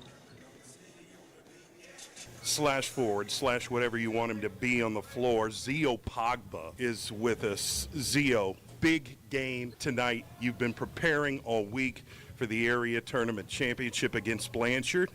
What's the mood like in the locker room? What's the mindset that you have going into this game here tonight? Mindset is being locked in with my teammates, up 5, down 5, just staying together, as the game goes.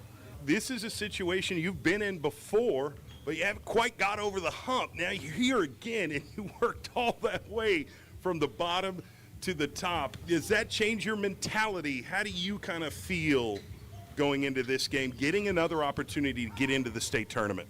I feel good. We've been working pretty hard to get here up to this point. We're here now, so we can't back down. I don't want you to go into too much detail, but what are the keys to victory tonight? What is it going to take for you and your Douglas Trojans to win the game and stamp your ticket to state? Definitely our energy and staying together, getting ready to go from the get-go. You've been playing especially well here later in the season when you want to be playing your best basketball. There's been several times where you've gotten 20-plus points. You've been the super prep player of the game in previous occasions. Do you feel like a different player now this time of year than you did in the fall? Yes, I definitely do. My conditioning has got way better. Our conditioning as a team. And you want to play your best basketball at the end of the season. I feel like I am playing my best basketball. Well, it can always be better. But right now I am playing my best basketball that I could be playing right now. Right. Nobody's ever satisfied. That's kind of the Douglas Trojan way. I just look at this game as two really good teams, and the pressure mounts with each level, with each next game, becomes better opponent. How confident is this team going into this game?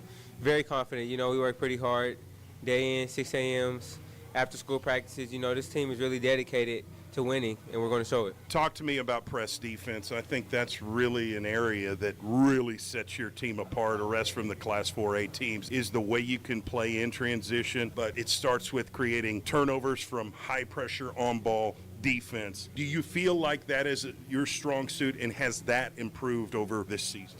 Definitely. The start of the season, we were pretty lackadaisical on defense, but, you know, as you know, Douglas basketball, they always been a defensive team, and that's exactly how we shine and get our points. Zio Pogba, good luck in the game tonight. We'll talk soon. Appreciate you very much. Thank you. All right, that was Zio Pogba. I did have a conversation with Monty House. I don't think we're going to have enough time to get to it, but I have a feeling we're going to be talking more with Monty House here pretty soon, who's been outstanding at that 41-point game just over a week ago.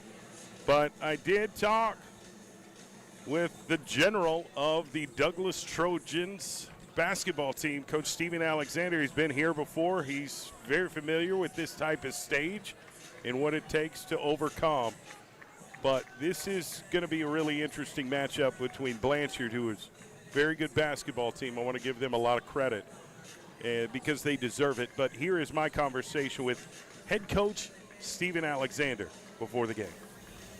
All right, I'm here with Douglas Trojan head basketball coach Steven Alexander. Coach, this is a situation that you've been in every year since you've become the head coach. I think this is year 4 where you're a game away from getting into the state tournament. What is the mindset of this team? What's this week's practice been like? What does this matchup against Blanchard look like tonight?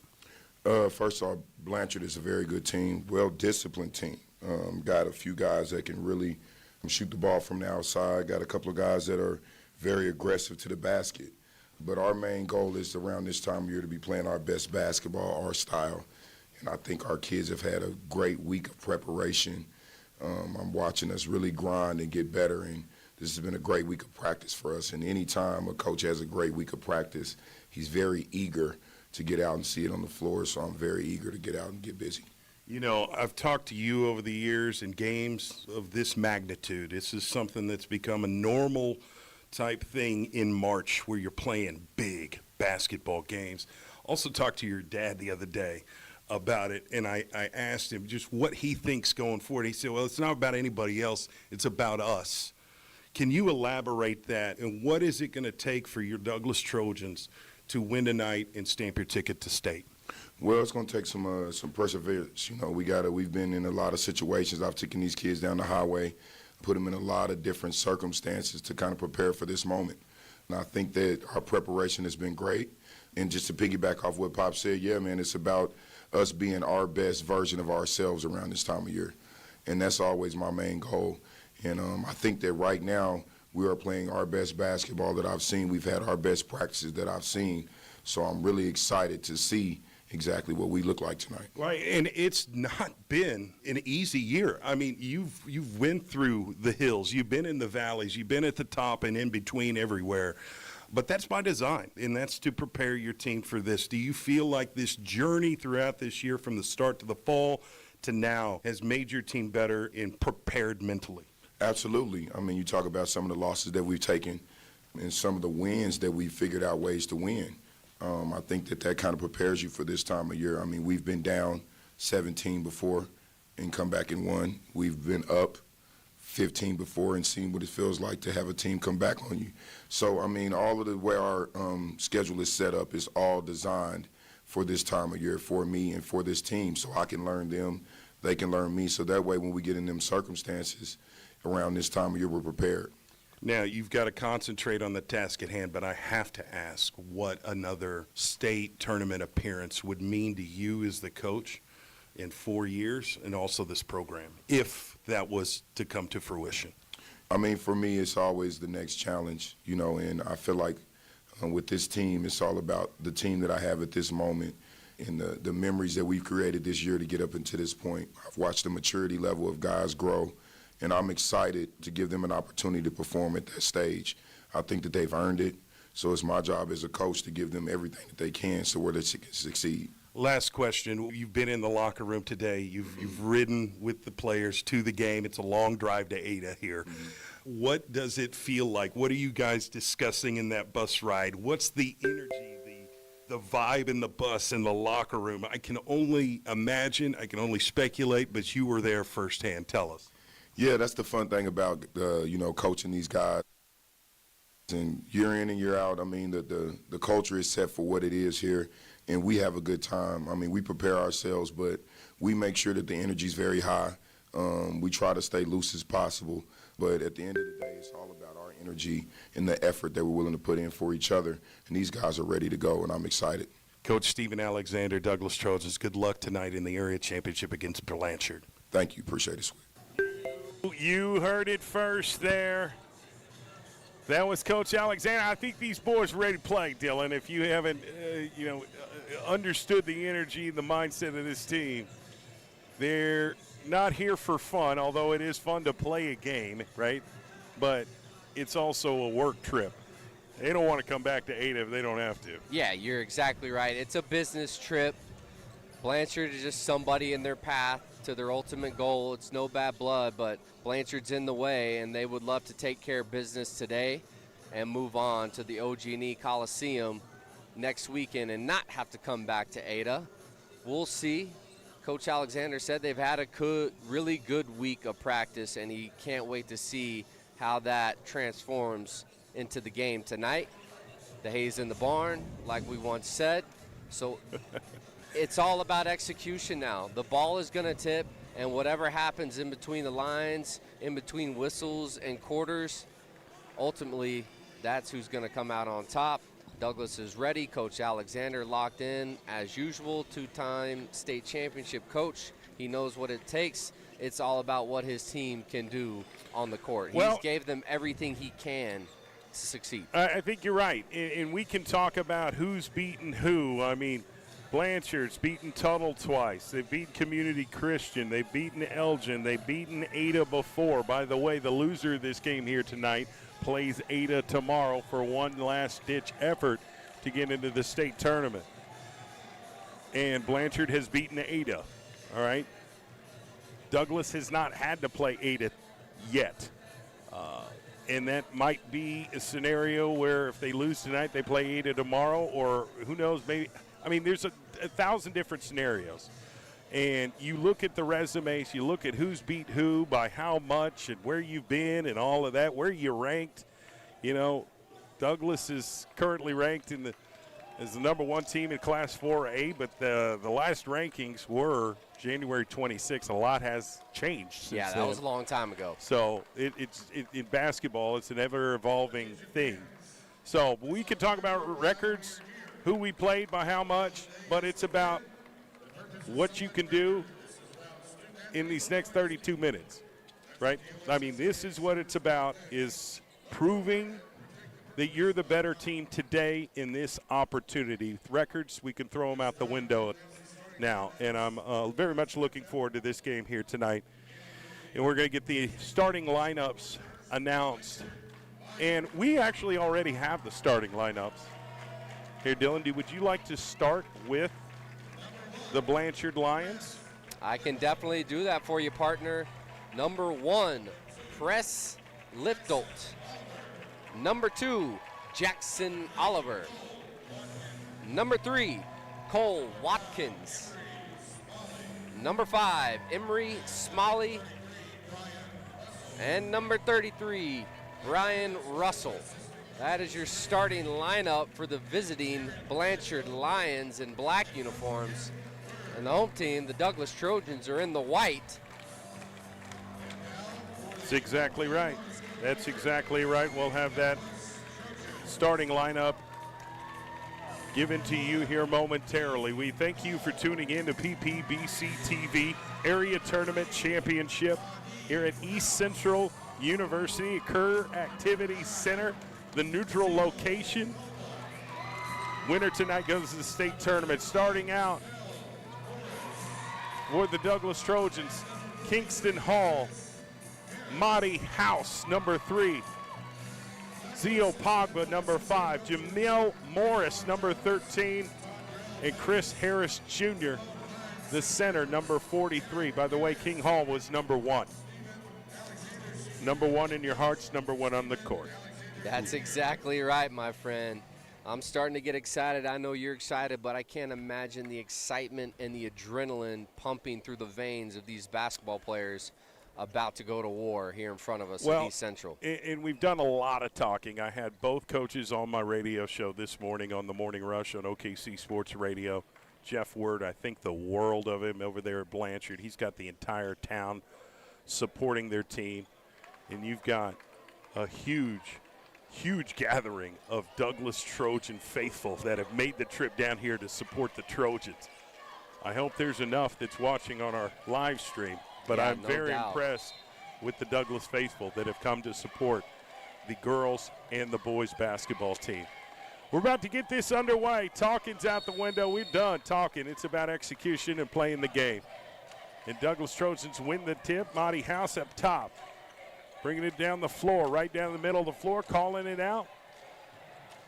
Goes right to Pogba. Evan Smalley on Pogba. I think Emery Smalley is a really good player for Blanchard. Morris on the baseline brings it back out up to King Hall. Right side to Madi. Now in the corner to Pogba. Back to Madi on the wing. In the paint, moving. Hands it off to Jamel Morris. Kicks it back out to Madi. Coach Alexander calling in a different signal, possibly a different half-court set. They're communicating, though, still with the first possession of the game. Madi House off a screen from Harris. Drives, kicks it to Pogba. Three-point shot, no good. Fighting for the rebound, and it is an offensive foul on Douglas. It'll be Blanchard basketball. Yeah, I think they called the foul on Kingston Hall. He flew in there to try to get that offensive rebound and ends up hitting one of the Blanchard players on the arm. So quick foul on Kingston Hall. It's Blanchard basketball. Yep, absolutely. Okay. You got Smalley bringing it up the floor. At least I think that's who that is. It's the maroon numbers with the black jerseys are kind of hard. Okay, Smalley has it gives it to his teammate, and there is a blocking foul on Zio Pogba. Yeah, interesting foul call. No doubt. Jackson Oliver had the ball. So 2 fouls already against Douglas early on. Yeah, they're going to inbound it to Jackson Oliver. He's trying to get past Pogba right now. Goes right to Smalley. Open shot. LaPolte with a three-point shot to draw first blood. 3-0 Blanchard. Here comes Madi House. Second possession of the game for the Douglas Trojans, down by 3. Jamel Morris on the wing on the left side. Morris, crossover, drives baseline, underneath, tries to get the shot off, no good, rebounded Blanchard. Now they're off to the races on the right side. Press Lippold. Hits the ball on the wing, goes baseline, back to Lippold.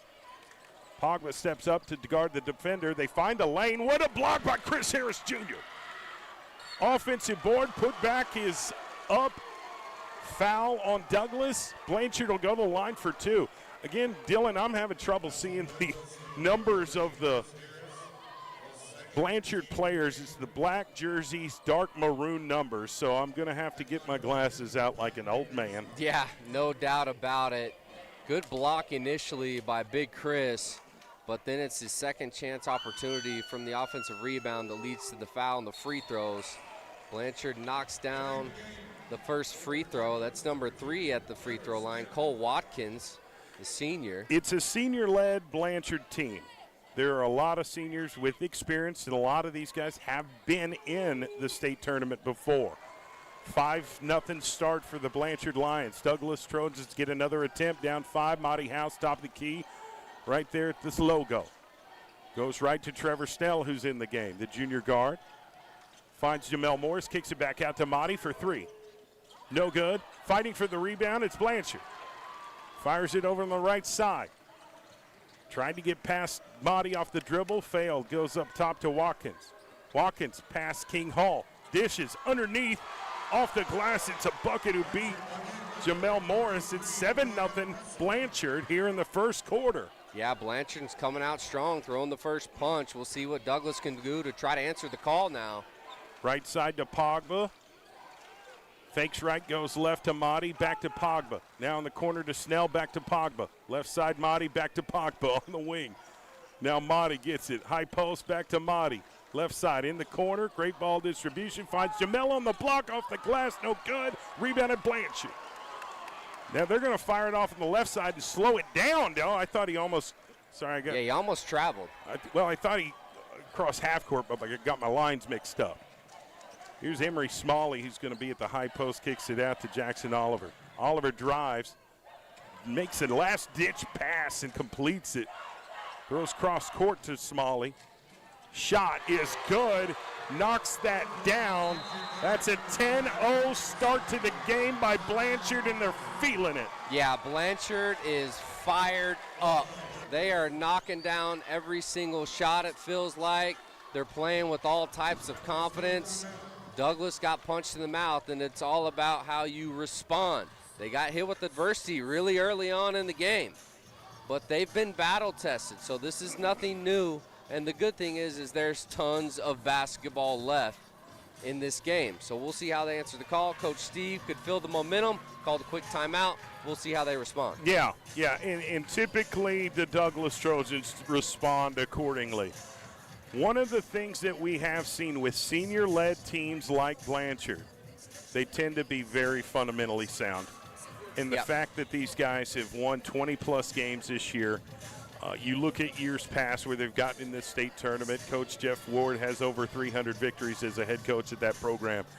This is not to be expected to be an easy task, okay?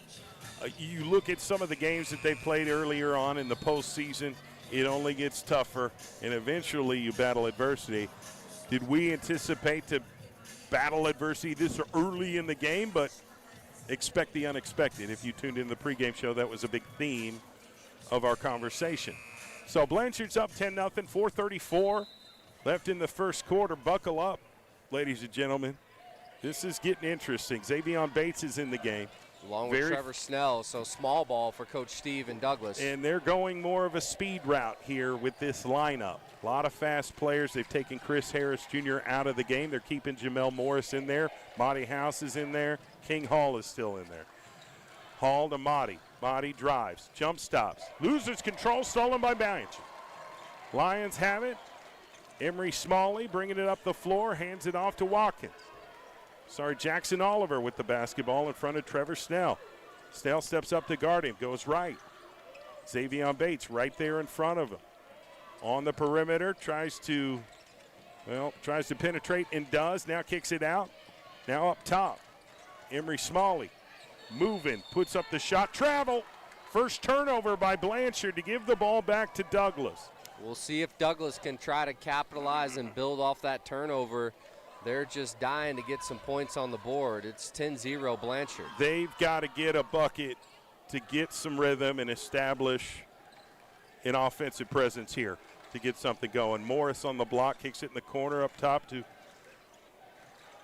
Motti House. Motti to Zay. Xavion back to Motti. Thought he was going to pull up, but Xavion will pull up and put up the shot. No good. Loose ball recovered by Blanchard. 10-0 with 3 minutes and 14 seconds left in the first quarter. Blanchard with the basketball and a double-digit lead. Now at the logo.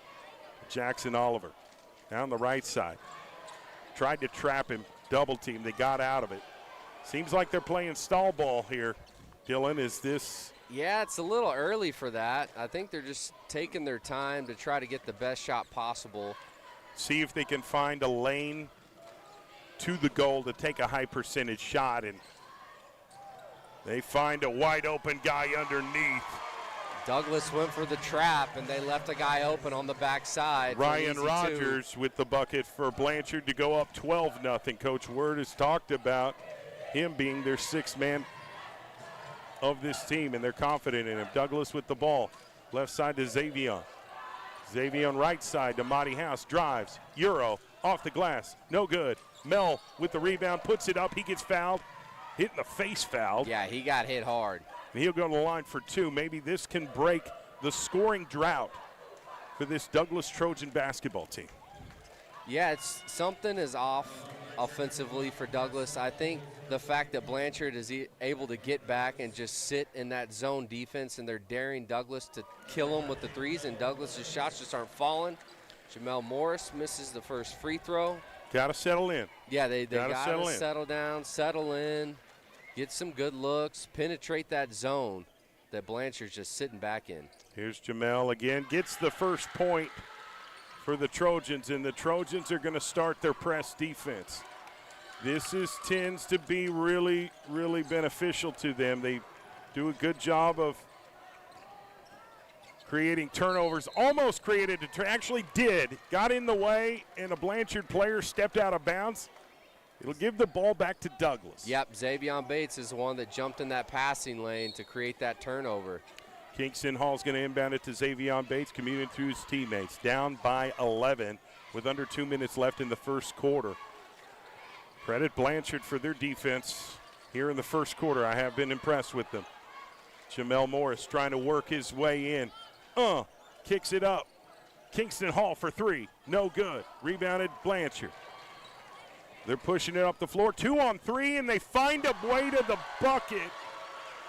That's number one, Press Lipple, the senior that gets all the way to the rack. Had all the leverage and got to the rim to go up 13, 14-1 here at the area tournament. I'm going to take it. There's Trevor Snell with three, no good. Rebounded Blanchard. I need to take a timeout, and then Blanchard's going to take a timeout because I'm going to pick up my jaw off the floor right now. I'm shocked at the way this first quarter has turned out. Am I surprised it's close? No, I'm not surprised. I have that much respect for Blanchard and their basketball program. But I did not anticipate Douglas to be this much of a drought offensively here in the first quarter, Dylan. I'm not mad about the shot selections. I think they're doing their best to try and find high percentage open shots. There's just not that many opportunities right now. Yeah, Blanchard is just killing them on the rotations with that zone defense. It's giving Douglas all types of fits. They're cutting off the drive lanes. Jamel Morris is trying to get down there, but then they double him, and he forces it back out. And Douglas has just been settling for threes, and when the threes aren't falling, it really hurts you, and that's why they only have 1 point on the board. It's 14-1, Blanchard on top with 1:13 left in the first. Now these seniors, Zio Pogba, Jamel Morris, been in the ears of their teammate during this timeout. You got Isaac Dorsey in the game, another fleet of foot defender. See if he can make an impact. Blanchard with the basketball up 13 with a minute left in the first quarter. Get in the corner, throw it cross court. And stolen by Xavion Bates. Here we go. Right side. Fires it back to Dorsey. Hands it off to Pogba. Right there on the wing. Pogba wants Marty to step up. Gets it to him. Now Xavion on the right side. 40 seconds left. Pogba fakes the three. Gives it to, well, he does take the three. No good. Rebounded Blanchard.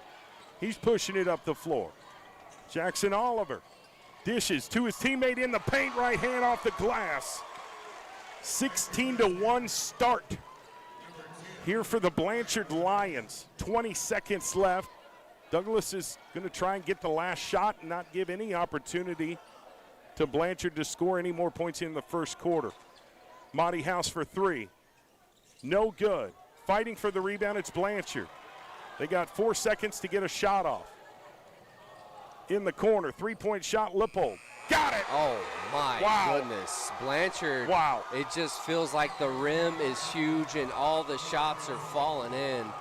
Lippold with a fadeaway jumper in the corner to end the quarter to make it 19-1. It's all Blanchard in the first. Douglas has really got to answer the call. They've been punched in the mouth, and they've been punched hard. Coach Alexander's got to come up with a game plan, which I know he can, to settle down his team first of all, and then come up with a way to penetrate that zone. Blanchard is just daring Douglas to keep jacking up those threes. That's what they want him to do. And what they need to do is get Mahdi, Zio, or Jamel on the drive. You've got to slice through that zone, make them foul you at least, get to the free throw line, see the ball go through the hoop. And then on the other end, you got to lock in defensively. Blanchard's really doing whatever they want on the offensive side of the ball. Well, they're running their offense really efficiently. They're facilitating plays to get running lanes open so they can attack and take high percentage shot. They're cutting off screens. You got to give credit where credit's due. Blanchard's running their offense very efficiently right now. Yeah, they are. And they're getting after it on defense. Douglas has that ability. They're just not doing it as well as Blanchard right now.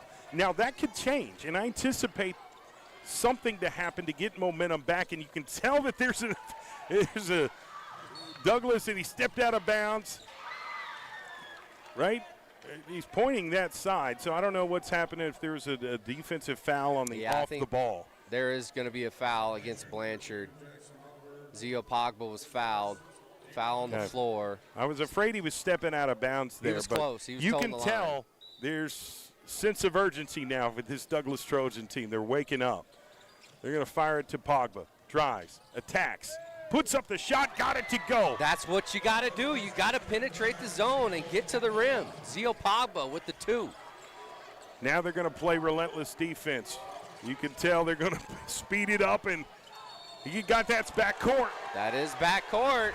Blanchard's begging for a deflection, but there was no deflection. It's Douglas basketball, and that's the right call. Here we go. Maybe this is the fire starter that the Trojans need. And now they're going to reverse the call of referee on the other side, overturned it. Had a meeting of the minds, and they switched the call. You don't see that one often, Swick. You really and truly don't. Not like that. Not like that, absolutely. So Blanchard's going to catch a break and keep the possession alive. Yep. Emery Smalley's going to inbound it for Blanchard. Goes up top to Jackson Oliver. Oliver on the right side, trying to get past Dorsey. It's tough to do. He's very fast. Oh, and golly. Really, uncoordinated. That was sloppy. Ball distribution. Felt that coming before it happened, Dylan, and that's a turnover on Blanchard. Gives the ball back to Douglas. They're down. Trojans are down 19-3. 7 minutes, 23 seconds left in the second quarter. There is a lot of basketball left, as you said. One possession at a time. Just keep chipping away at that lead. Monty House, I'd love to see him drive. He's so efficient when he gets to the rim. Yeah, Pogba on the right side. Goes left. Blanchard in the zone defense. Found him at the high post. Gets double teamed. They're going to call a whistle on Blanchard, a reach-in foul on Emery Smalley. I keep calling him Evan. His name's not Evan. It's Emery Smalley, senior guard for Blanchard. Okay, so Mahdi's going to inbound it from the baseline for the Trojans. Up top to Zio Pogba. Fakes left, goes right to Ramon Hines Jr. Mahdi House, left side to Pogba. Back to Mahdi. Mahdi, high post, back to Mahdi. Hop step, attack, layup, no good. Fighting for the rebound, it's Mahdi House. They're going to call a jump ball. And the possession arrow is pointing towards Douglas. They'll inbound it from the baseline. Okay, so they get another chance here. I love the drive on that last sequence by Mahdi. Couldn't finish, but I love the idea. Put the pressure on that defense of Blanchard. Up top to Zio, back to Mahdi for 3. No good. What's the call here? Is that another foul on Blanchard? Should be a foul on Lippold. Yeah. Reaching foul. Jamel Morris had the rebound. Lippold trying to get the steal. A little too much contact, so it stays with Douglas underneath their own goal. Quick sub. Ramon Hines comes out. Trevor Snell coming in. I've grown I've just had a lot of trust for Ramon Hines Jr. when he comes into the game and makes things, and I know Trevor Snell has too. There's Monty House attacks the rim, Dylan. Spoke it into existence. Monty House to the rim is one of my favorite versions of him. He really killed Grind Prep in that game when he was just getting to the rim at will, and that's what he can do. We've seen him do it for 3 years now. Right. Put all the pressure on Blanchard. Get right into their chest. Make them foul you. Slither around them. And for Jamel Morris, we've seen him do that time and time again. It's going to be tough, but they can do it. Yeah, the way he can weave in and out and sense pressure, it's hard to coach that. It's more of a feel thing. Yeah, it is a feel. You're right. You do it by going through experience. And you've got to get Monty going. And when he gets going, they're tough to stop. So it's good to see Monty House get on the board. They're down 19-5, 6.5 left. Blanchard doing a pretty decent job trying to get through this press defense. And it's going to be a push foul on Jamel Morris. Yeah. A little too aggressive, trying to go for the basketball. Yeah, and Emery Smalley's going to inbound it from the sideline. Goes up top to Oliver. Coach Alexander's telling Dorsey, get out there. They tried to trap him, somehow completed the pass. Left side, now high post, now in the corner. Drives. Loose ball, stolen by Douglas. That's Douglas basketball, in your face Fires defense. it down court and overthrows Isaac Dorsey, and you hate to see a wasted possession. Tried to force it. Because really that's did. been the issue with Douglas is they haven't had as many opportunities as they're normally used to having right now because they're not creating as many turnovers. But when you get a turnover, you've got to figure out a way to capitalize, and they're going to press. Blanchard gets across half court, trapped, lost his dribble, somehow completed the pass, put up the shot, no good. Fighting for the board, it's Monty House. They got to stop, got to turn it into points. That's how you march a comeback. In the lane, off the glass, no good. Rebounded Blanchard. He's fighting through a slew of Douglas defenders, but makes the pass to get some room from his teammate. 5:35 left until halftime. Blanchard is up 19-5. Lions. It's passed by Isaac Dorsey. Quick off the dribble. It's Jackson Oliver. Loose it's ball. Deflected by Jamel Morris. He's going. Gets the layup to cut it to 12-point lead for Blanchard. But Douglas gets to the 7-point mark, 19-7 with 5:05 until the second quarter. They tried to trap him. They're going to call a trip on Isaac Dorsey. Yep, that is definitely the call. Clear and obvious trip there. I love Jamel Morris doing what he does best, using those long arms to his advantage, getting the steal, and then getting out in open space with the fresh layup to make it 7-19. Yeah, Xavier Bates is in for Zio Pogba. Trevor Snell's in for Isaac Dorsey. Ramon Hines Jr. is back in the game. Really fast lineup with Monty House, Jamel Morris as well in the game. We'll see what happens. 5:03 left until halftime. Blanchard with the basketball, up 19-7. Thought about passing, and behind is all over him. He finally has to move. Gets it back to his teammate. Fars throws it far side. Offensive board, putback is up. He gets fouled. Jackson Oliver, even though he's 5'7", goes up there, grabs the board, puts up the shot, gets fouled. He'll go to the line for two. He's one of the toughest players on this Blanchard team. Yep, real gritty player. Was not scared of the taller players around him. Still gets that rebound and goes up strong. Draws the foul. Blanchard is up 19-7. Make it 20. That's right. 4:49 left before halftime. 13-point lead for Blanchard. Do they make it 14? Yes, they do. Trojans got to step up, get something going. They've got to get some back-to-back scores. You know, Ramon Hines on the right side up top to Bates. Left side to Motti, back to Bates.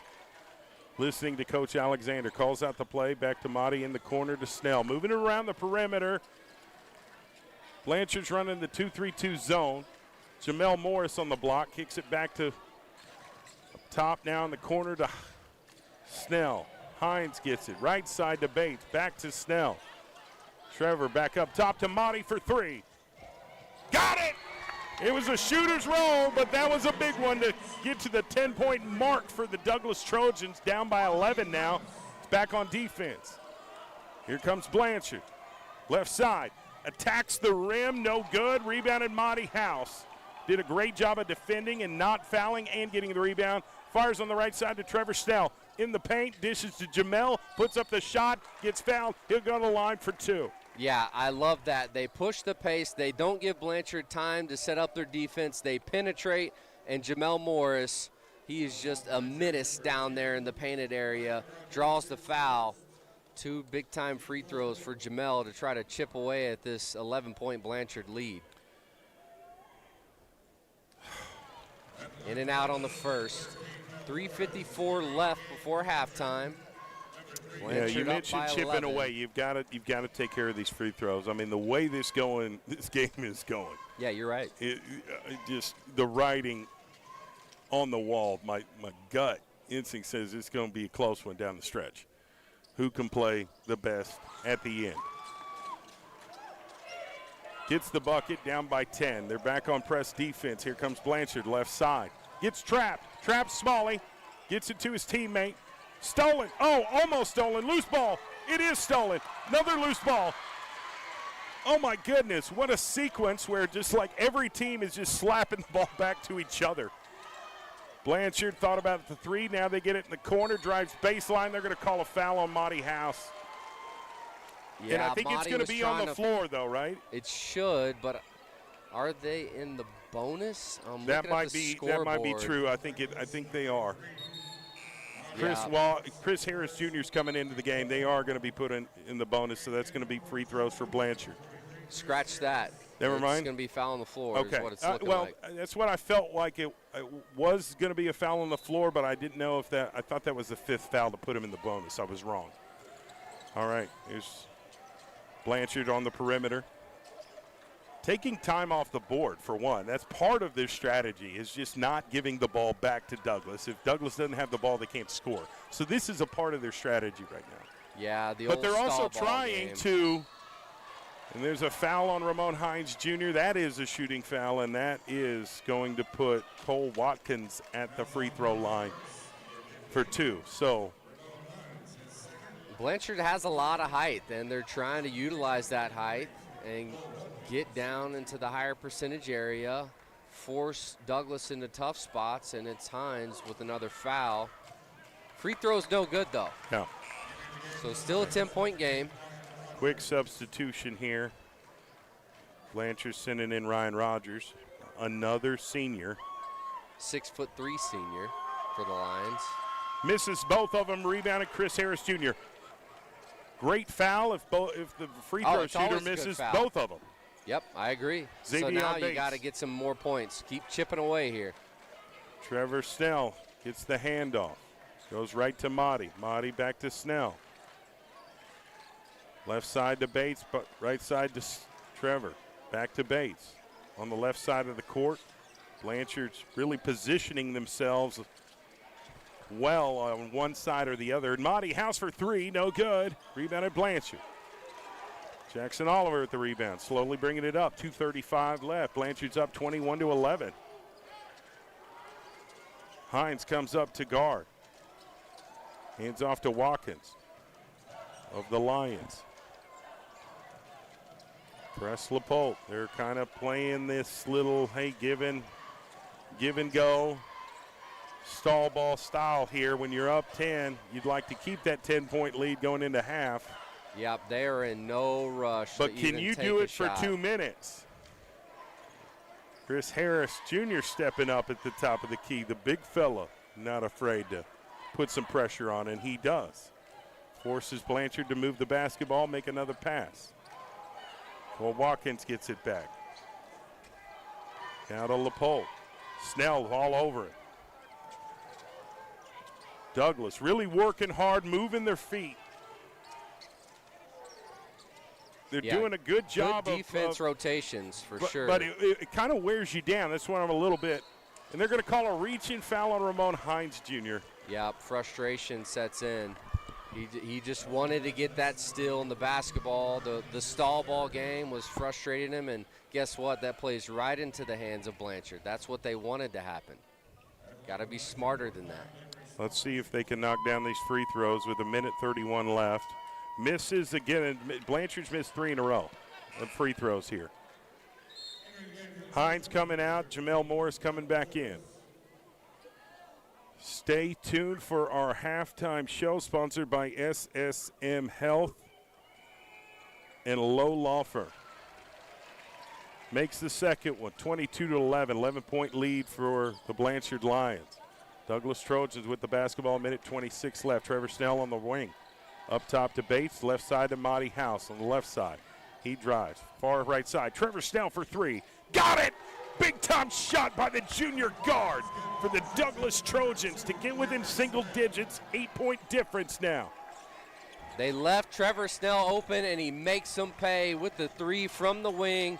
Now they're trying to get the trap and get a turnover. Douglas playing that in-your-face defense that they've been known for. And that is a travel.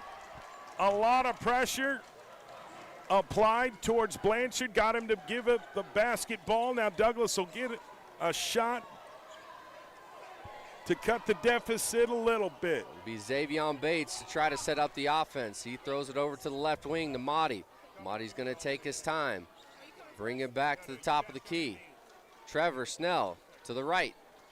Back to Mahdi. On the ref, Trevor Snell, can he make it 2 for 2? No, he misses can't. A little too strong. Blanchard with the rebound. Seen their lead cut to 8. 29 seconds left on the right side. Up top, I anticipate Blanchard to kind of mellow down here and want to take the last shot. And if they miss it, so be it. But if they make it, they'll still have a lead. They want the lead at half here, Blanchard.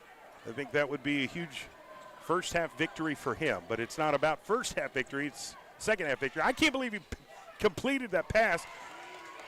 Somehow Blanchard comes up with it. No, Monty House does, fires it down the court. All right, 22-14 is the score here at half of the men's area tournament championship here between the Douglas Trojans and the Blanchard Lions. What's your reaction, Dylan? I'm shocked. I am very shocked, but you got to give a lot of credit to Blanchard. They came out, executed the game plan, got some good looks, knocked down threes, and they got the 22-14 lead. Douglas, they got hit in the mouth. A little shell shock to start the game, so we'll see what halftime adjustments Coach Steves makes and go from there.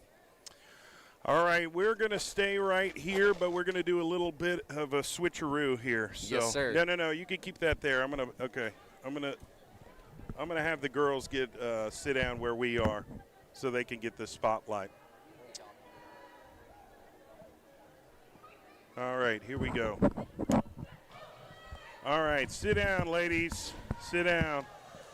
We got to talk with this Douglas Trojet basketball team. They have done what they've set out to do today. And what they've set out to do today is to earn a ticket into the state tournament. Congratulations to the Douglas Trojets. Thank you.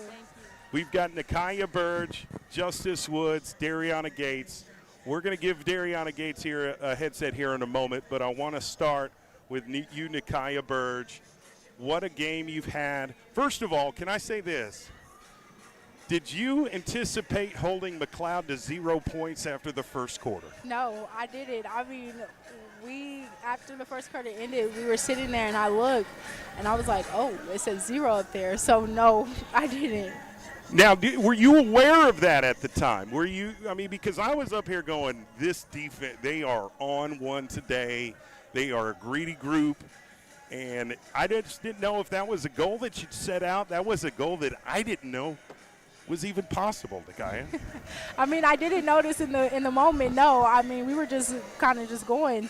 But like I said, when I sat down and I looked at the scoreboard and it said 0, that's when I realized. It just seemed like you were the stronger person in the post area today. Nakia, did it feel like that? Did you feel like this is my territory and I'm going to dictate what goes on down here? Yes, I did. I knew I was working. I knew that this game is an important game. So coming in, I was locked in. So on the floor, I just was continuing to be locked in and dominate. Justice Woods over there on the other headset. Scoring kind of took a minute, took a second for you to settle down, but then it eventually came. You hit some real big shots from the perimeter. When did it start to click offensively for you and this team, Justice? It just started to click whenever I realized I just got to get into the flow of the game and not really just making myself available and knocking down shots, but trying to find ways to make my teammates available and how they can be great as well. Well, and you really got up and down the floor. There were several times throughout the game where you guys were making steals and throwing full court passes down the court. Wasn't always completed, but I understood the concept, and oftentimes it worked. But I just thought that your confidence grew the more you played. Was that kind of the feeling? Yes, it was. I mean, once we realized how the game was going, once we got into our flow, it was just only up from there. Nakia, if you would put your headset on Dariana Gates, because Dariana, you were just a beast on the boards today. You were rebounding. I don't know how many times. We'll have to go back and check the tape, but Dariana Gates with the rebound. Dariana Gates with the rebound. You were always in good position. Was that by design? No, it's actually not. Okay. It was just, it looked by design because you were in the spots and making shots. And I don't know, man. I thought it was just a really good performance from you today, and getting put back shots and distributing. Can you feel who the hot hand is and know who to go to when you get the basketball? Both of my captains, Justice and Nakia. What impressed you about each one of them today? Justice, basically her and just making her shots, and Nakia being aggressive. Justice, what is it about Dariana that has impressed you most this year? You guys went all the way to the state championship game last year, and you're back in the state tournament. And I think each one of you have evolved with athletically as basketball players. What's been the biggest difference between these two, Nakia Burge and Dariana Gates, in your eyes, Justice? Really, their aggressiveness, their ability to not give up on any play, just making sure if we do miss a shot, they're always in there getting those second, third opportunities and fighting to put the board back up. I always know that if anybody's going to fight down there for us, it's going to be them too. When did you feel like, oh my God, we're about to do what we came here to do, which is a one-and-done trip to Ada, to stamp our ticket and then go back home as victors in this game? When did you start to kind of feel like this is about to happen? I mean, there was never a doubt in my mind that we wasn't finna stamp our ticket tonight. I felt like as soon as we came out, we was all locked in and we all knew the goal and what we needed to do to get to where we're finna be next week. Dariana, when that last buzzer hit, how excited were you about the victory? Were you surprised? It doesn't seem like you were. No, I wasn't surprised because I knew we were going to make it, and I was very excited. Well, I've been really impressed with your development this year, but your play today, especially when it came to rebounding and really, picking up those second chance points. Some of your teammates would miss a shot, but you're right there to put it back in, and it made a huge difference. You played so well today. If you could, give the headset back to Nakia Burge. Nakia, being a senior, what did this win today mean for you? I mean, it feels really good. Like they said, we didn't expect anything different, but it's kind of sentimental because, this is my last time. This is my last go-around. So I know this time we got to, come out on top, but it's exciting. I'm happy. Ladies, you're three wins away. You're 3 wins away from accomplishing your ultimate goal, and that's to win a state championship. Do you feel like this is an attainable thing? How confident are you? I mean, yes, we're very confident. We've been working, and we got to make sure our hard work pays off. Justice, what's it going to take to win these next 3 games? For me, it's just going to take us coming out and doing what you always see us doing, coming out, playing hard, playing our game, putting the ball in the hole, and just not letting any crowd, any player, any team defer what we know we came to do. What's this week of practice going to be like? You're not going to have long because the state tournament is just a few days away. OG&E Coliseum. How do you prepare for it? I mean, like I said, practices aren't going to be any different. They're not going to get any easier because the games are not going to get any easier. So we're just going to continue to go in there and get in the gym and work hard, push each other, compete, just get each other prepared. Nakaya Burge, Justice Woods, Dariana Gates. Ladies and gentlemen, the Trojets of Frederick A. Douglass High School are area champions, and they're headed to the state tournament to compete for a state championship. Congratulations. Thank you. Best of luck next week. Thank you so much. All right, we're going to take a break, and we'll come back, get this underway. You're tuned in to PPBC TV here on OKC Sports Radio 105.3. Second half of the boys game coming up next. Stay with us.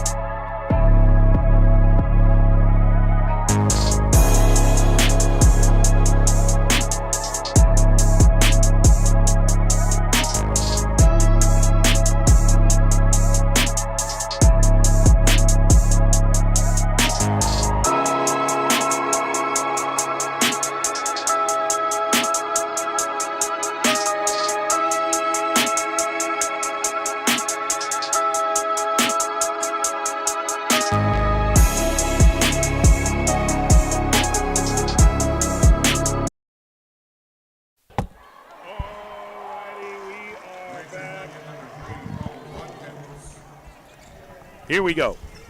Sorry, I got my wrong headset on. My apologies. 1 second. All right, Douglas gets the ball back, and Zio Pogba starts it off with a three-point shot. Whoa, that's one way to do it. Welcome back to the second half of the area tournament championship between Douglas and Blanchard. Third quarter is underway. Lions get the ball back in, get underneath the goal, and get a bucket of their own. 9-point lead by the Blanchard Lions. Douglas started out with a nice three-point shot, but Blanchard answered, and I have a feeling it's going to be a dogfight for the rest of this game between these two high-quality teams. Jamel Morris on the wing goes up top to Pogba again. Left side to Monty House. He'll restart their half-court set. Oh, almost stolen. Reach and foul on Blanchard, rightfully so. Yeah, definitely the right call. It's going to be a reach-in on 33, Brian Russell.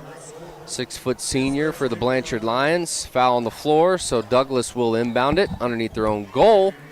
Trevor Snell is going to be the one to throw it in for the Trojans. Got plenty of good options to choose from. Well, and Trevor is such a trustworthy player. When he's got the ball in his hands, I know that he's not going to do anything negative. It's all positive. Jamel Morris in the paint, snuck it back. Trevor, King Hall back in the game. Up top to Pogba. Mahdi, Trevor. In the corner, now up top to Mahdi at the logo. Calling out a different play. They're going to take a different way of doing things. And Kingston Hall for 3. Off the back rim, rebounded Blanchard. Lions will bring it up the floor. Trevor Snell and Douglas there to defend. Gets across half court, almost trapped him. I felt like they should have. I don't know if they knew exactly where they were at the court, but Coach Alexander's coaching them up as they play high-pressure defense right now. Left side up top, three-point shot by Blanchard. No good. Rebounded Kingston Hall. Right in good position. Now he's off to the races. Right side to Trevor Snell in the corner to Pogba. Fakes the shot, goes up. Left side, Trevor drives, turns, kicks it back out. Pogba finds a lane, kicks it in the corner. Wing, open shot, bang! Bang, bang! That's Mahdi House for 3 from the wing. Great ball movement leads to the wide open 3. Douglas Trojans are chipping away. 5.5 to play, down by 6. Remember, they started this game off down 19-1. Now it's a 2-possession game here, mid-third quarter. Blanchard handing the basketball. Up top, creative defense. Jamel Morris in the paint, protecting it. Preventing the shot, but can't get the rebound. It's an offensive rebound by Blanchard. Now they're going to trap him in the corner. Somehow they get away with it. 3-point shot by Blanchard, no good. Kingston Hall down there. They called an over-the-back foul on Trevor Snell. So it's going to stay with the Blanchard Kingston Lions. Hall came up with the ball. Trevor tipped it to him. Okay. Yeah, over the back on Snell. So it stays with Blanchard. This is their third chance to try to get points on this lone possession. Oh, Euro step. That was clean. Somehow did not come up with it. And they're going to say Douglas Trojan basketball. I'm shocked that ball did not go in the hoop. Yeah, he had a good look. He really did. And Douglas will get the ball back down 6. 4:50 in the third quarter. Starting to figure it out slowly but surely. Pogba fakes the shot, goes back up top to Bates. Now right side to Mahdi House. Moving around the perimeter, Blanchard shuffling their feet, playing the zone defense. Right side to Mahdi House, attacks but then shows it. Pogba for 3, off the rim, rebounded Blanchard. They got the look they wanted. Zio just couldn't get it to go through the hoop.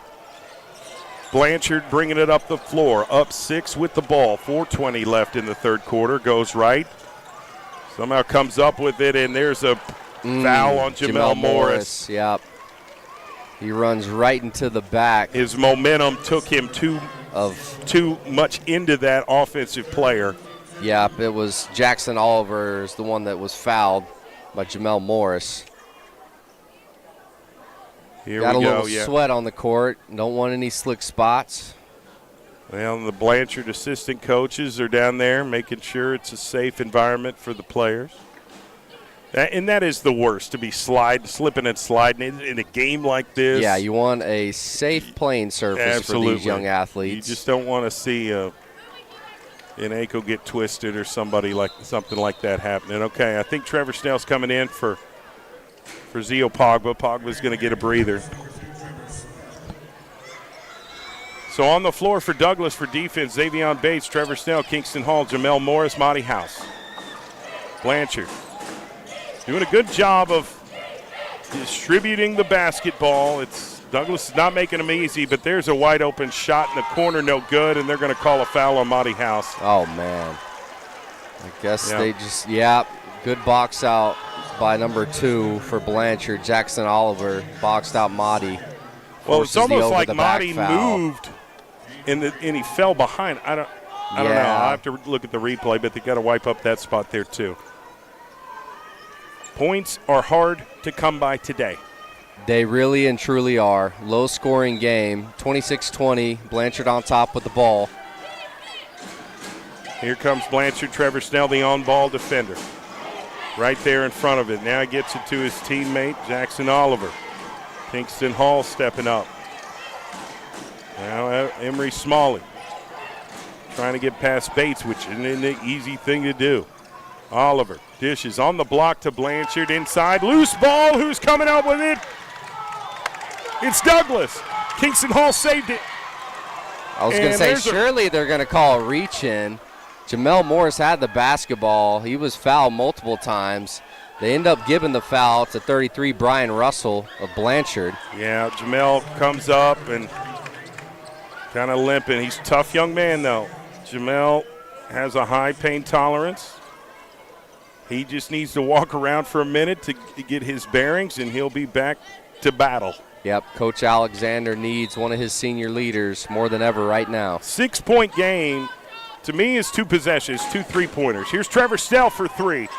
Got it! And there's one of those 3-pointers, Swick. It's a 1-possession game. Trevor Snell stepping up huge in the third quarter. Didn't blink at all.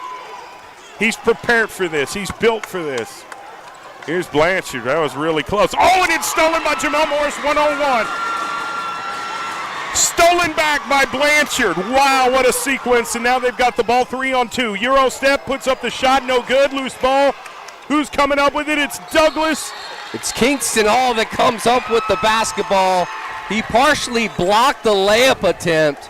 Huge sequence right there by one of the seniors out of Douglas. Golly, I love the aggressiveness tonight from Kingston Hall. At some point, you've got to say, I want the ball more than they do. And that's what Kingston Hall just did, was able to rip that away. 3-point difference, Dylan. Blanchard starts out 19-1 to start the game. Here we are in the third quarter. It's a 3-point game. Well, you know what they say, Swick. It's a marathon, not a sprint. I felt like I was the one that said that. Could have been you. It could have been. I don't know. I like to take sure. credit for quotes that I didn't make, so my apologies. Well, but somebody you're right. said it, but that's the name of the game. It's not how you start, it's how you finish. Exactly. Another saying that we hear all the time. Douglas start out slow, and here they are. They chipped away. They stayed the course. They knew they're in for a long night of basketball, and now it's a 3-point game. Deep into the third. It's getting into those situations where those small plays stack up, and Kingston Hall just made 2 critical small plays defensively. He gets the partial block, and then the loose ball on the court. He dives and gets the possession for his team. That's what it's going to take to punch their ticket and move on. Plays like that by one of their seniors. This is it for him. This is his last dance. Yeah, that's exactly right. No regrets. I mean, it's just about leaving the best mark on the game as possible, and you do that by effort and execution. And a lot of this stuff is like, okay, yeah, you know, I mean, I don't look at effort as a skill. I look at it as something that you either want or you don't. You know what I mean?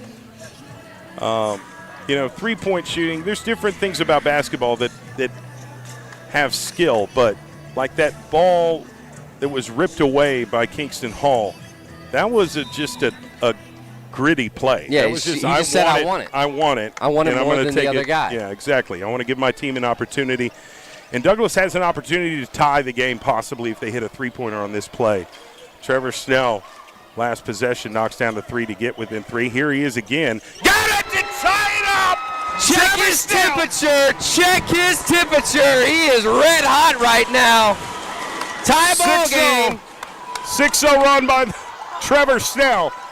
I was going to say 6-0 run by Douglas, but it's Trevor. I see what you did there. And in loose ball. Who's coming up with it? Looked like Jamel got it. They're going to call a jump ball. Possession arrow. I think it's going to be Douglas basketball. Monty House pointed in favor of his Trojans, and that is going to be the case indeed. Wow. There's a reason that Coach Steve takes this team out of state to play high-level teams. They've been battle-tested. They know what kind of scenarios it takes to get through a game like this. Right. Absolutely. Fumbling my words. I apologize. Well, we've got a tie ball game, 26-26, 2:15 left in the third. Xavier Bates to Jamel. Back to Bates. Right side to Motti. Motti gets it back. Blanchard still in this zone defense. And Douglas is just kind of taking their time on how they want to attack. Exactly. Motti gets it back to Trevor. To Motti. Motti, Euro step, loses control. Did he get fouled? I thought he did. I heard a whistle. Because the ball, when he shot it, the ball completely changed direction. So I'm thinking it's a foul, and to me it looked like he was in the shooting motion. Yeah, I mean, they're lined up as a free throw, and it's going to be Motti House. Yep, he was definitely fouled on the drive, so some crucial free throws for Motti. Well, obviously a lot of confidence. Yeah, I mean, he's a guy you want in this position to do things like that. And Douglas Trojans, with 1:45 left in the third quarter, have taken their first lead of the game, 27-26. 1 point. Can he make it 2?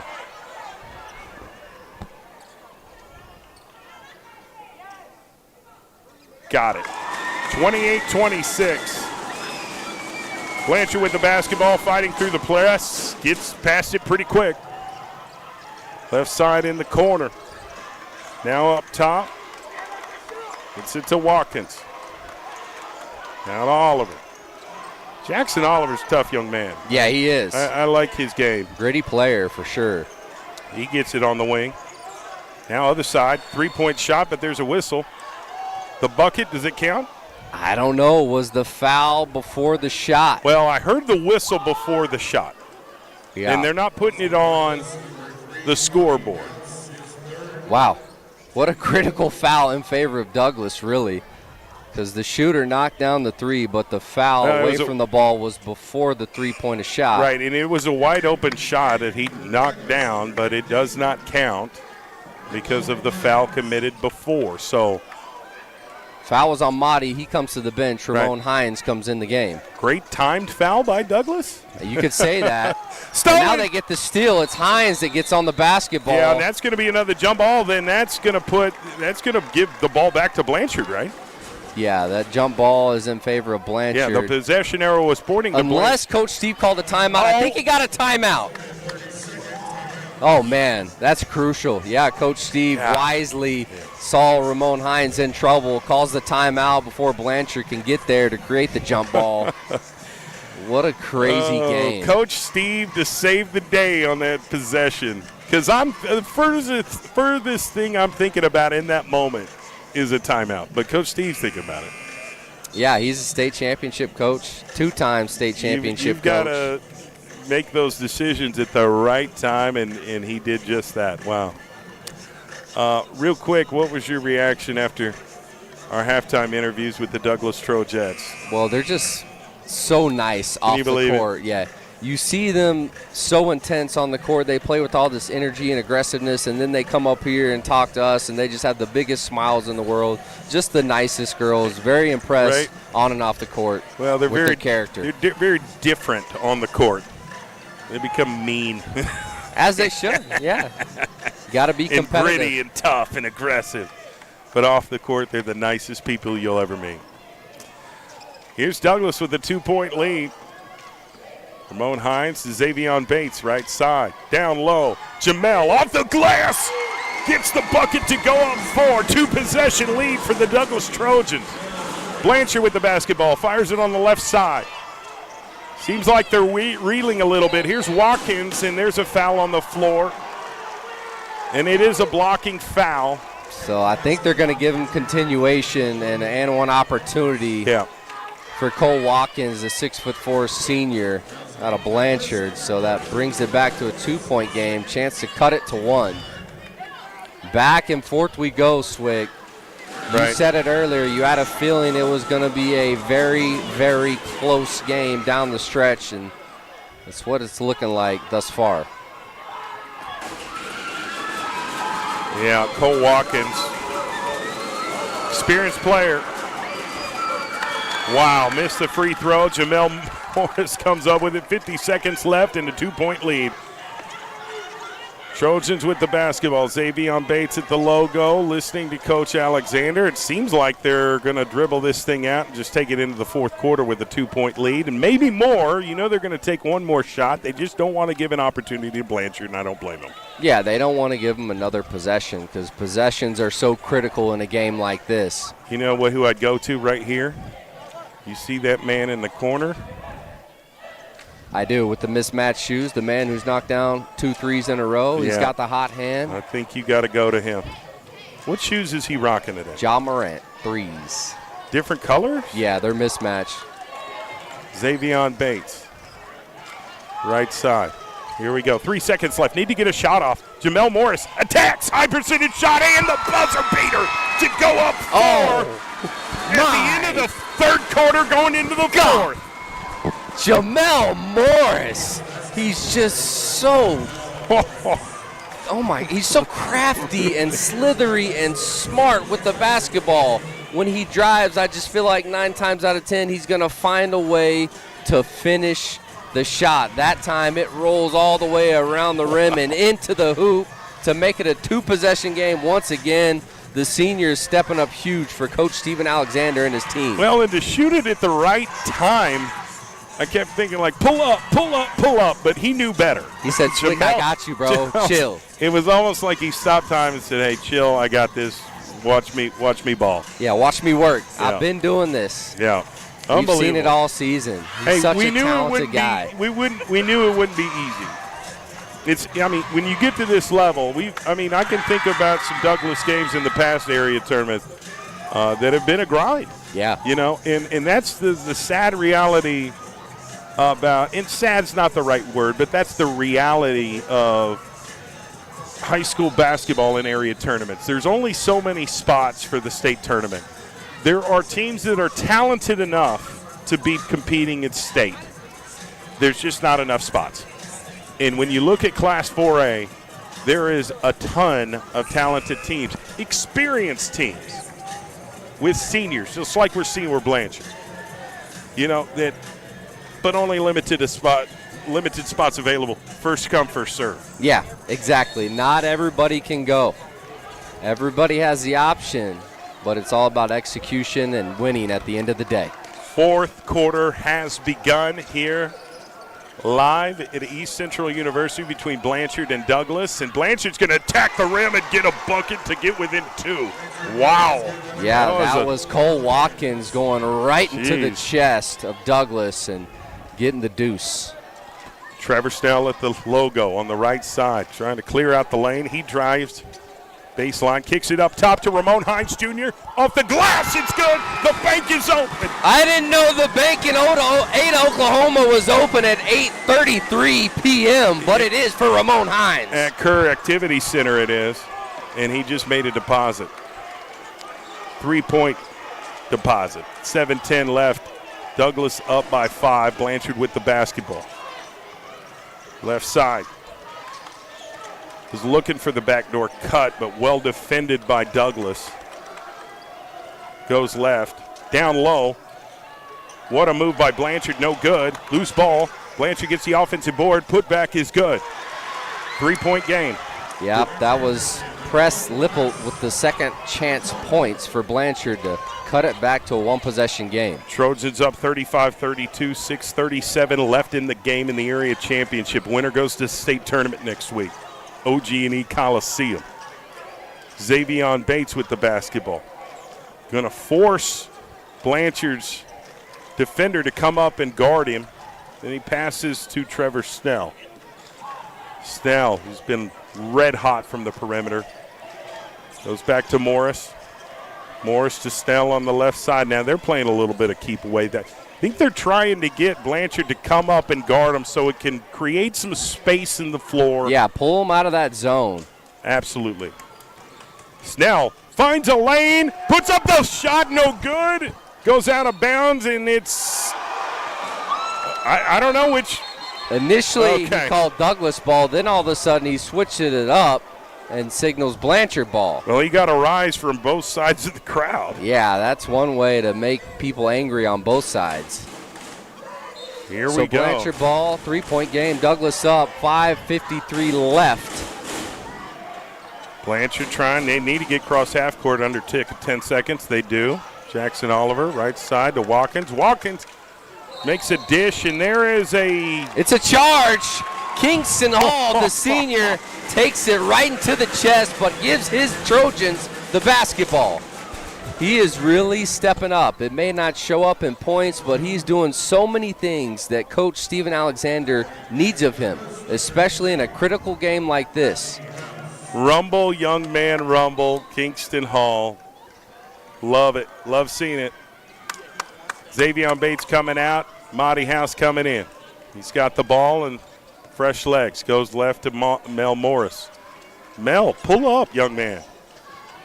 Oh, stops, loses in control. Looks like he lost his footing, and it's stolen by Blanchard. Now they're on a 4-on-4 situation, and that is a foul on the floor, and it is going to be on Kingston Hall. Is it on Kingston Hall or Motti? Oh, I think it's Motti. Oh, I think he said 3. Yeah, he's in foul trouble. That might you got to get him out of there. Yeah, that might be his 4th. That is foul number 4 for Motti. Okay, Oh, man. that's a little bit of a concern here. It is. Okay. He's part of their three-headed monster as far as Monty House, Jamel Morris, and Zio Pogba. When do you bring him back in? Minute left? Maybe about 3 minutes. Oh, he drives off the glass. That was a big bucket for Blanchard to get within 1. Douglas with a 1-point lead in the basketball, 35-34. Blanchard just willed themselves to a bucket in the paint. Xavier Bates gets high post to Morris. Morris right side to Pogba. Down to Snell again for 3. No good. And there's a foul. I don't know who it's going to be on. They're calling it on Zio. He was fighting for the rebound.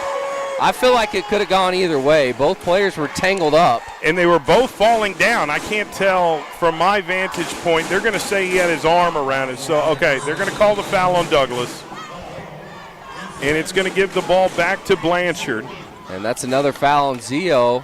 He goes to the bench, and Ramo Hines comes in the basketball game. So 2 of your guys that score at the highest level offensively are now on the bench in foul trouble. All right, here we go. Left side to Blanchard. Right side, Cole Watkins. Gets past Snell. Fires it down. Loose ball. Who's it out on? Who's it out on? Oh, they're going to say it's out on Douglas. Well, Lippold lost it. Jamel Morris came in there to try to disrupt the pass, and I guess they call it out of bounds on Morris. Yeah, so they'll inbound it from the sideline, down by 1. Smalley up top to Oliver. Oliver for 3. No good. Rebounded Trevor Snell. Douglas with the basketball and a 1-point lead. 4:34 left in the game. Winner goes to the state tournament next week, OG&E Coliseum. Year number 1 for the state tournament in Oklahoma City. Snell gets it, has some space, gives it back to Morris. Hands it right back to Trevor Snell. Moving around, gives it back to Zay. Xavier Bates, and Coach Steven Alexander needs a timeout to talk to his team. They've got possession of the basketball in a 1-point lead, 35-34, 4:11 left in this area tournament championship. What's the message here to the Douglas Trojans? How do you create a little bit more separation and put that nail in the coffin? You got to finish this game. The winner of this game is going to finish strong. How do you do it? What do you got to do? Well, first and foremost, you got to play smart basketball. You can't have any careless mistakes or careless turnovers. You have to cherish every possession because possessions are critical going down the stretch. There's not many more possessions left in this basketball game. And the way that these teams are playing, they're taking their time. They're not rushing anything. So every time you have the basketball, you got to make it count. And you got to capitalize with points on the scoreboard. Coach Steve is gathering his team. He's probably going to come out with a set to get a certain player open. We'll see who it is. If it's me, I'm getting Jamel Morris the ball on the block. If they don't double him, let him go to work. If they do, dish it out to a shooter, maybe Trevor Snell. Again, I want to thank everybody that's been tuning into PPBC TV for the live stream. It's our last live stream of the season, and we're getting a good one. Sponsored by attorney Jason Lowe of the Lowe Law Firm. If you're in a situation and need someone on your side, call attorney Jason Lowe. Get the legal help you deserve with free initial consultation. Call the Lowe Law Firm at 405-232-8500. It's 405-232-8500. Attorney Jason Lowe will fight for you. Here's the Douglas Trojans. 1 point lead in the basketball. 4 minutes left in the game. High post to Jamel Morris. Well, he's actually on the perimeter. He goes back up to Ramon Hines, left side to Trevor Snell. Hands off to Xavion Bates. Monty House is on the bench. He's in foul trouble, 1 foul away from being fouled out. So we probably won't see him until late in the game, until a minute left maybe. We'll see how Coach Steven Alexander utilizes his ability. Here's Kingston Hall back up top to Trevor Snell. Snell. Really good with the basketball in his hands. I saw him working out yesterday, practicing his dribbling ability. Here's Ramon Hines Jr. with the ball, gives it back to Snell. And bad pass by Snell, and it goes out of bounds, and Bates is frustrated, that's not a good crucial foul to commit right here. That's one of those mistakes I just mentioned. Not a foul, but a mistake, turnover at this point of the game. It wasn't a foul, but yeah, that was a mistake. Bad timing for something like that. You can overcome it. Blanchard down by 1 with the ball. Jackson Oliver left side. Back to Oliver up top. Now high post. Throws in the corner. 3-point shot by Blanchard. No good. Fighting for the board. It's Ramon Hines Jr. snagging it out the air. Getting the rebound. Moving it up court. Losing control, and it's stolen by Blanchard. Oh.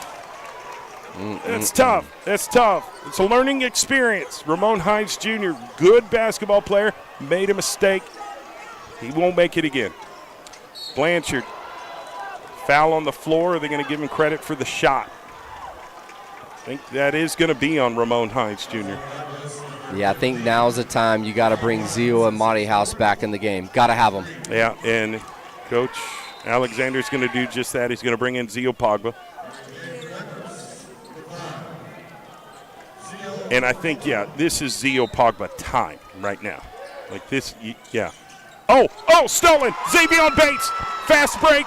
He's going to take it all the way, coast to coast, to go up 3 after the layup, 37-34. Xavion Bates, big-time play for the Douglas Trojans. Coast to coast like butter and toast. Xavion Bates stepping up big. To get the steal, and he's one of the fastest players with the basketball in his hands. And bad pass by Blanchard goes out of bounds. It'll be Douglas Trojan basketball. Wow, yeah, just not on the same page there. They tried to hit Lippold on the cut to the bucket, but he couldn't catch the pass. So it's going to be Douglas basketball. I would imagine with the 3-point lead, they're going to take their time until they get the right look. Monty House is back in the game, along with Zio. You said about 3 minutes left. I said about 1. Coach Alexander said, how about we meet in the middle, right. 2:15. Myers Monty House playing with 4 fouls. Jamel Morris on the left side at the wing. I have no problem. Like, I would have told Jamel, hey, shoot that shot right there. I mean, he can make it. He can, but they're trying to milk some clock. Right, I get it. You got a 3-point lead in a minute 55. You need to take some time. There is no shot clock until next year. If this was next year, it'd be a different way of doing things. Xavion, far throw up top. Monty House, left side to Bates. I mean, why not force Blanchard to come out there and foul you? Yeah, no, I mean, that's smart basketball. It really is. Make them foul you. Minute and a half left. Xavion Bates is trying to play keep away. High post to Kingston Hall, up top to Pogba. Pogba slowing it down, gives it to Morris. Morris, cross court. Back to King Hall, high post to Monty. Monty House going back to the logo, needs help. Gives it to King Hall, the senior, now to Pogba, right side. Xavion Bates, minute left in the game. This is it right here. And there's a reach-in foul on Blanchard, and that's going to put them in the, they're not in the team bonus yet. Oh, so they had a foul to give. Yeah, they're not in the team bonus yet. In fact, they have another foul to give. Okay. They've still got one more foul to give. There are 3 team fouls. You got to get to 5 to shoot free throws. And so that's going to be team foul number 4 on Blanchard. 56.8 seconds left. Another foul will result in free throws for the Trojans. Coach Alexander knows that. He's coaching a marvelous game here in the second half. And there is a reach-in foul, and now it will end up being free throws. Yeah, I think Blanchard realized that Douglas is not going to attempt a shot. They're going to force them to foul him. Oh, no free throws yet. They had a lot of fouls to give. Oh, apparently. They did. That was, golly. I was one short. Coach Alexander calls a timeout. He wants to make sure that he secures this inbound play. He's such a good basketball coach. He knows how to manage the game in clutch time scenarios. We've seen him do it time and time again. This is another clutch time scenario. Can I say this before this game is over? You know, whoever wins this game is going to the state tournament. Whoever loses this game here tonight will play tomorrow. I think Blanchard and Douglas are both worthy of state tournament bids. Clearly. I think they are both deserving of competing in the state tournament. Dare I say the loser of this game here tonight wins tomorrow, and maybe down the line we see it again. Wouldn't bother me. Wouldn't that be It'd be interesting? pretty cool. Yeah, it'd be pretty cool. I Just think in a different setting. I know this is the area tournament championship. Both of these two teams here are state tournament-worthy basketball teams. There's no question in my mind about it. 56.5 seconds. Douglas with the basketball in a three-point lead in a really good position. Finds Jamel Morris. And he's got it stolen by Blanchard. So they can shoot a three-point shot. They're going to call a timeout. Coach Ward's going to have a conversation. Wow. Oh, man. Wow. That is not what Coach goodness. Alexander wanted to happen. Goodness. Jamel Morris is very upset with himself, but there's still more basketball to be played. You have the three-point lead. Now you just got to lock in on defense. It went from milking the clock to now we got to lock in. We got to lock in and play some defense. Be smart. Don't foul. Don't give them anything free at the charity stripe. Now, let me ask you this. Blanchard with the ball down 3. Do you go for the 2 or do you hit the 3? You know, do you go for the high percentage shot knowing that you're still down 1? I mean, you got to go for a 3 here, right? Like that's just depends on the look you get, you know. If you have a wide open drive to the rim and you can get a quick 2 like within a few seconds, you take it.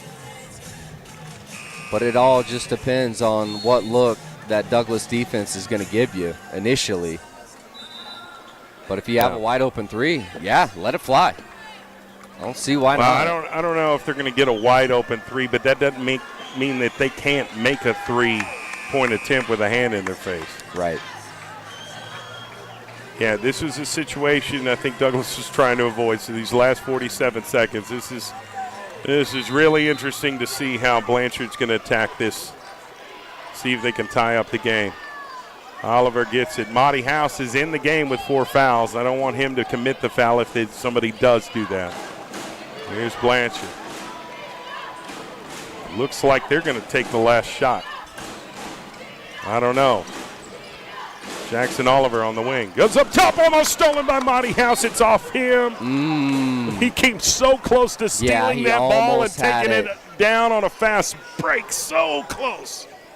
Yeah, that could have been a fast break layup, but it does stay with the Blanchard Lions with 26 seconds left in the game.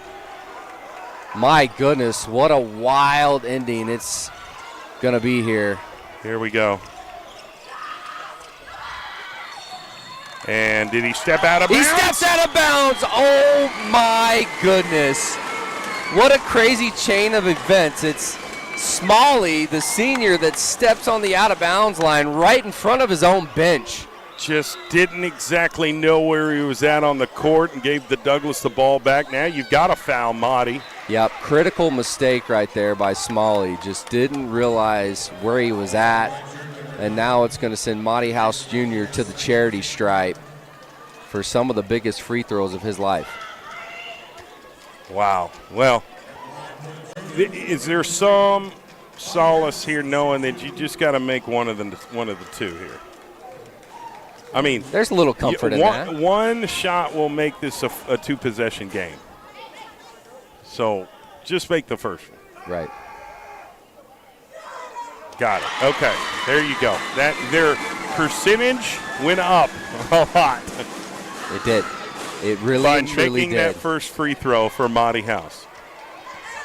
And that gives him 11 points for the game. Can he get to 12 and increase their lead to 5 with 13.3 seconds left? Yes, he can. Yes, he can. Here's Blanchard down by 4, throws it in the corner. Now up top, Smalley for 3. No good. Loose ball. Rebound by Xavion Bates, and he is fouled. Oh, and my God. Xavion Bates, man, an unsung hero of this game.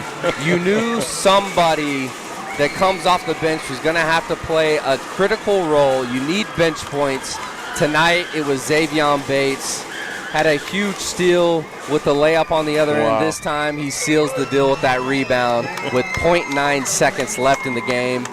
And now he's got 2 shots from the free throw line to put the nail in the coffin. Oh, goodness. Wow.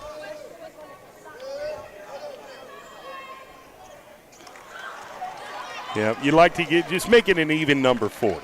You know, you want that even number. Stay tuned for our Super Prep Player of the Game announcement here momentarily. We have had one heck of a night here at East Central University for the Area Tournament Championship. He got that one to go. And your Douglas Trojans, for a 4th year in a row, has won the Area Tournament Championship, and they're headed to the state tournament 4 years straight. After overcoming an 18-point deficit to start the game, they have worked their tails off possession by possession to come back and ultimately beat the Blanchard Lions by 6, 40-34. The Douglas Trojets, the Douglas Trojans, they're both going to compete for a state title together in separate tournaments, but at the same time, it's the state tournament, OG&E Coliseum, next week. Buckle up, ladies and gentlemen. It's going to be a heck of a ride. 3 wins away from another state title. Can't wait to see what next week brings. It's a one-and-done trip to Ada. Now it's back to OKC. Back to the 405, back to the newly OG&E Coliseum, first state tournament ever in that new facility. What it would mean for the Douglas Trojans to be the first 4A team to win a title in there. Coach Steven Alexander has won 2 at the old Jim Norwick Arena. He would love to be the first 4A state championship coach at the OG&E Coliseum, but it's going to take 3 wins to get there. Tonight, they won the area championship against the Blanchard Lions in a close one. They battled adversity, ultimately came out victorious on top, so they avoid the extra game in the consolation round. They win 40-34, Swick. Would you like my player of the game? I would. Super Prep Player of the Game is our sponsor, premier sports outlet featuring the very best in high school and college student athletes in the city, state, and nation. Dylan, who is your Super Prep Player of the Game? It's the junior, number 2, Big Trev Snell. He had some of the most clutch moments of this game, so crucial.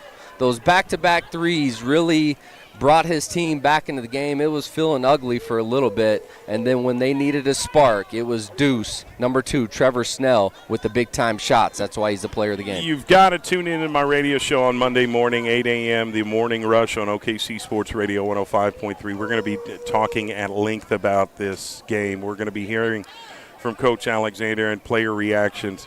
I know we've got a lot of people tuning in from Blanchard, Oklahoma. Keep your head up, Blanchard Lions. You played a heck of a game. Really did. You played really good, really team. Hard. And Blanchard is going to play Ada tomorrow. If they win tomorrow, they're in the state tournament too. Okay? And that is a team that they have beaten before. I anticipate Blanchard to still make the state tournament. But tonight, it's about the Douglas Trojans and them stamping their ticket, and it's official. They're 3 games away. Wow. Just like that. What a season. What a season. And we thank everybody that's been tuning in to PPBC TV. It's been fantastic. Thank you so much. Make sure you are tuned in to the radio. All right. We are going to be broadcasting play-by-play online and over the airwaves at OKC Sports Radio, but we will no longer be able to video stream the state tournament, but you will be hearing our broadcast, and there's different ways that we're going to do it. But just stay tuned, stay afloat, stay supporting. We appreciate all of your viewership this season. We appreciate our sponsors, Attorney Jason Lowe of Lowe Law Firm, also SSM Health, First Security Bank, Oklahoma City Community College, Love's Student of the Month, Covington Heat and Air, Just Burgers, and Super Prep. We appreciate your support very, very much. We could not be able to, put this spotlight on these athletes and what they're trying to do and their accomplishments without the help of our community sponsors. And I think it's important for us as community members to go out and support these businesses, okay, and show them some love. And they're looking out for this younger generation. And we appreciate the support for Oklahoma City Public School athletics. Thank you to Dimitri. Thank you to Deshaun. They've worked their tails off to get down here, and they've carried a ton of equipment up here too. And it's only right because they're muscular. But also Wes Wilder back at the station. Thank you so much. Everybody tuning in, we love you. Looking forward to broadcasting the state tournament next week at the Big House once again, Dylan. Yes, sir. We're gonna back at it like a bad habit. It's going to be fun. Checking in, checking out. Yeah. We'll see you next time. Have a great, great rest of your weekend. Thank you. They're looking out for this younger generation, and we appreciate the support for Oklahoma City Public School athletics. Thank you to Dimitri. Thank you to Deshaun. They've worked their tails off to get down here, and they've carried a ton of equipment up here too. And it's only right because they're muscular. But also Wes Wilder back at the station. Thank you so much.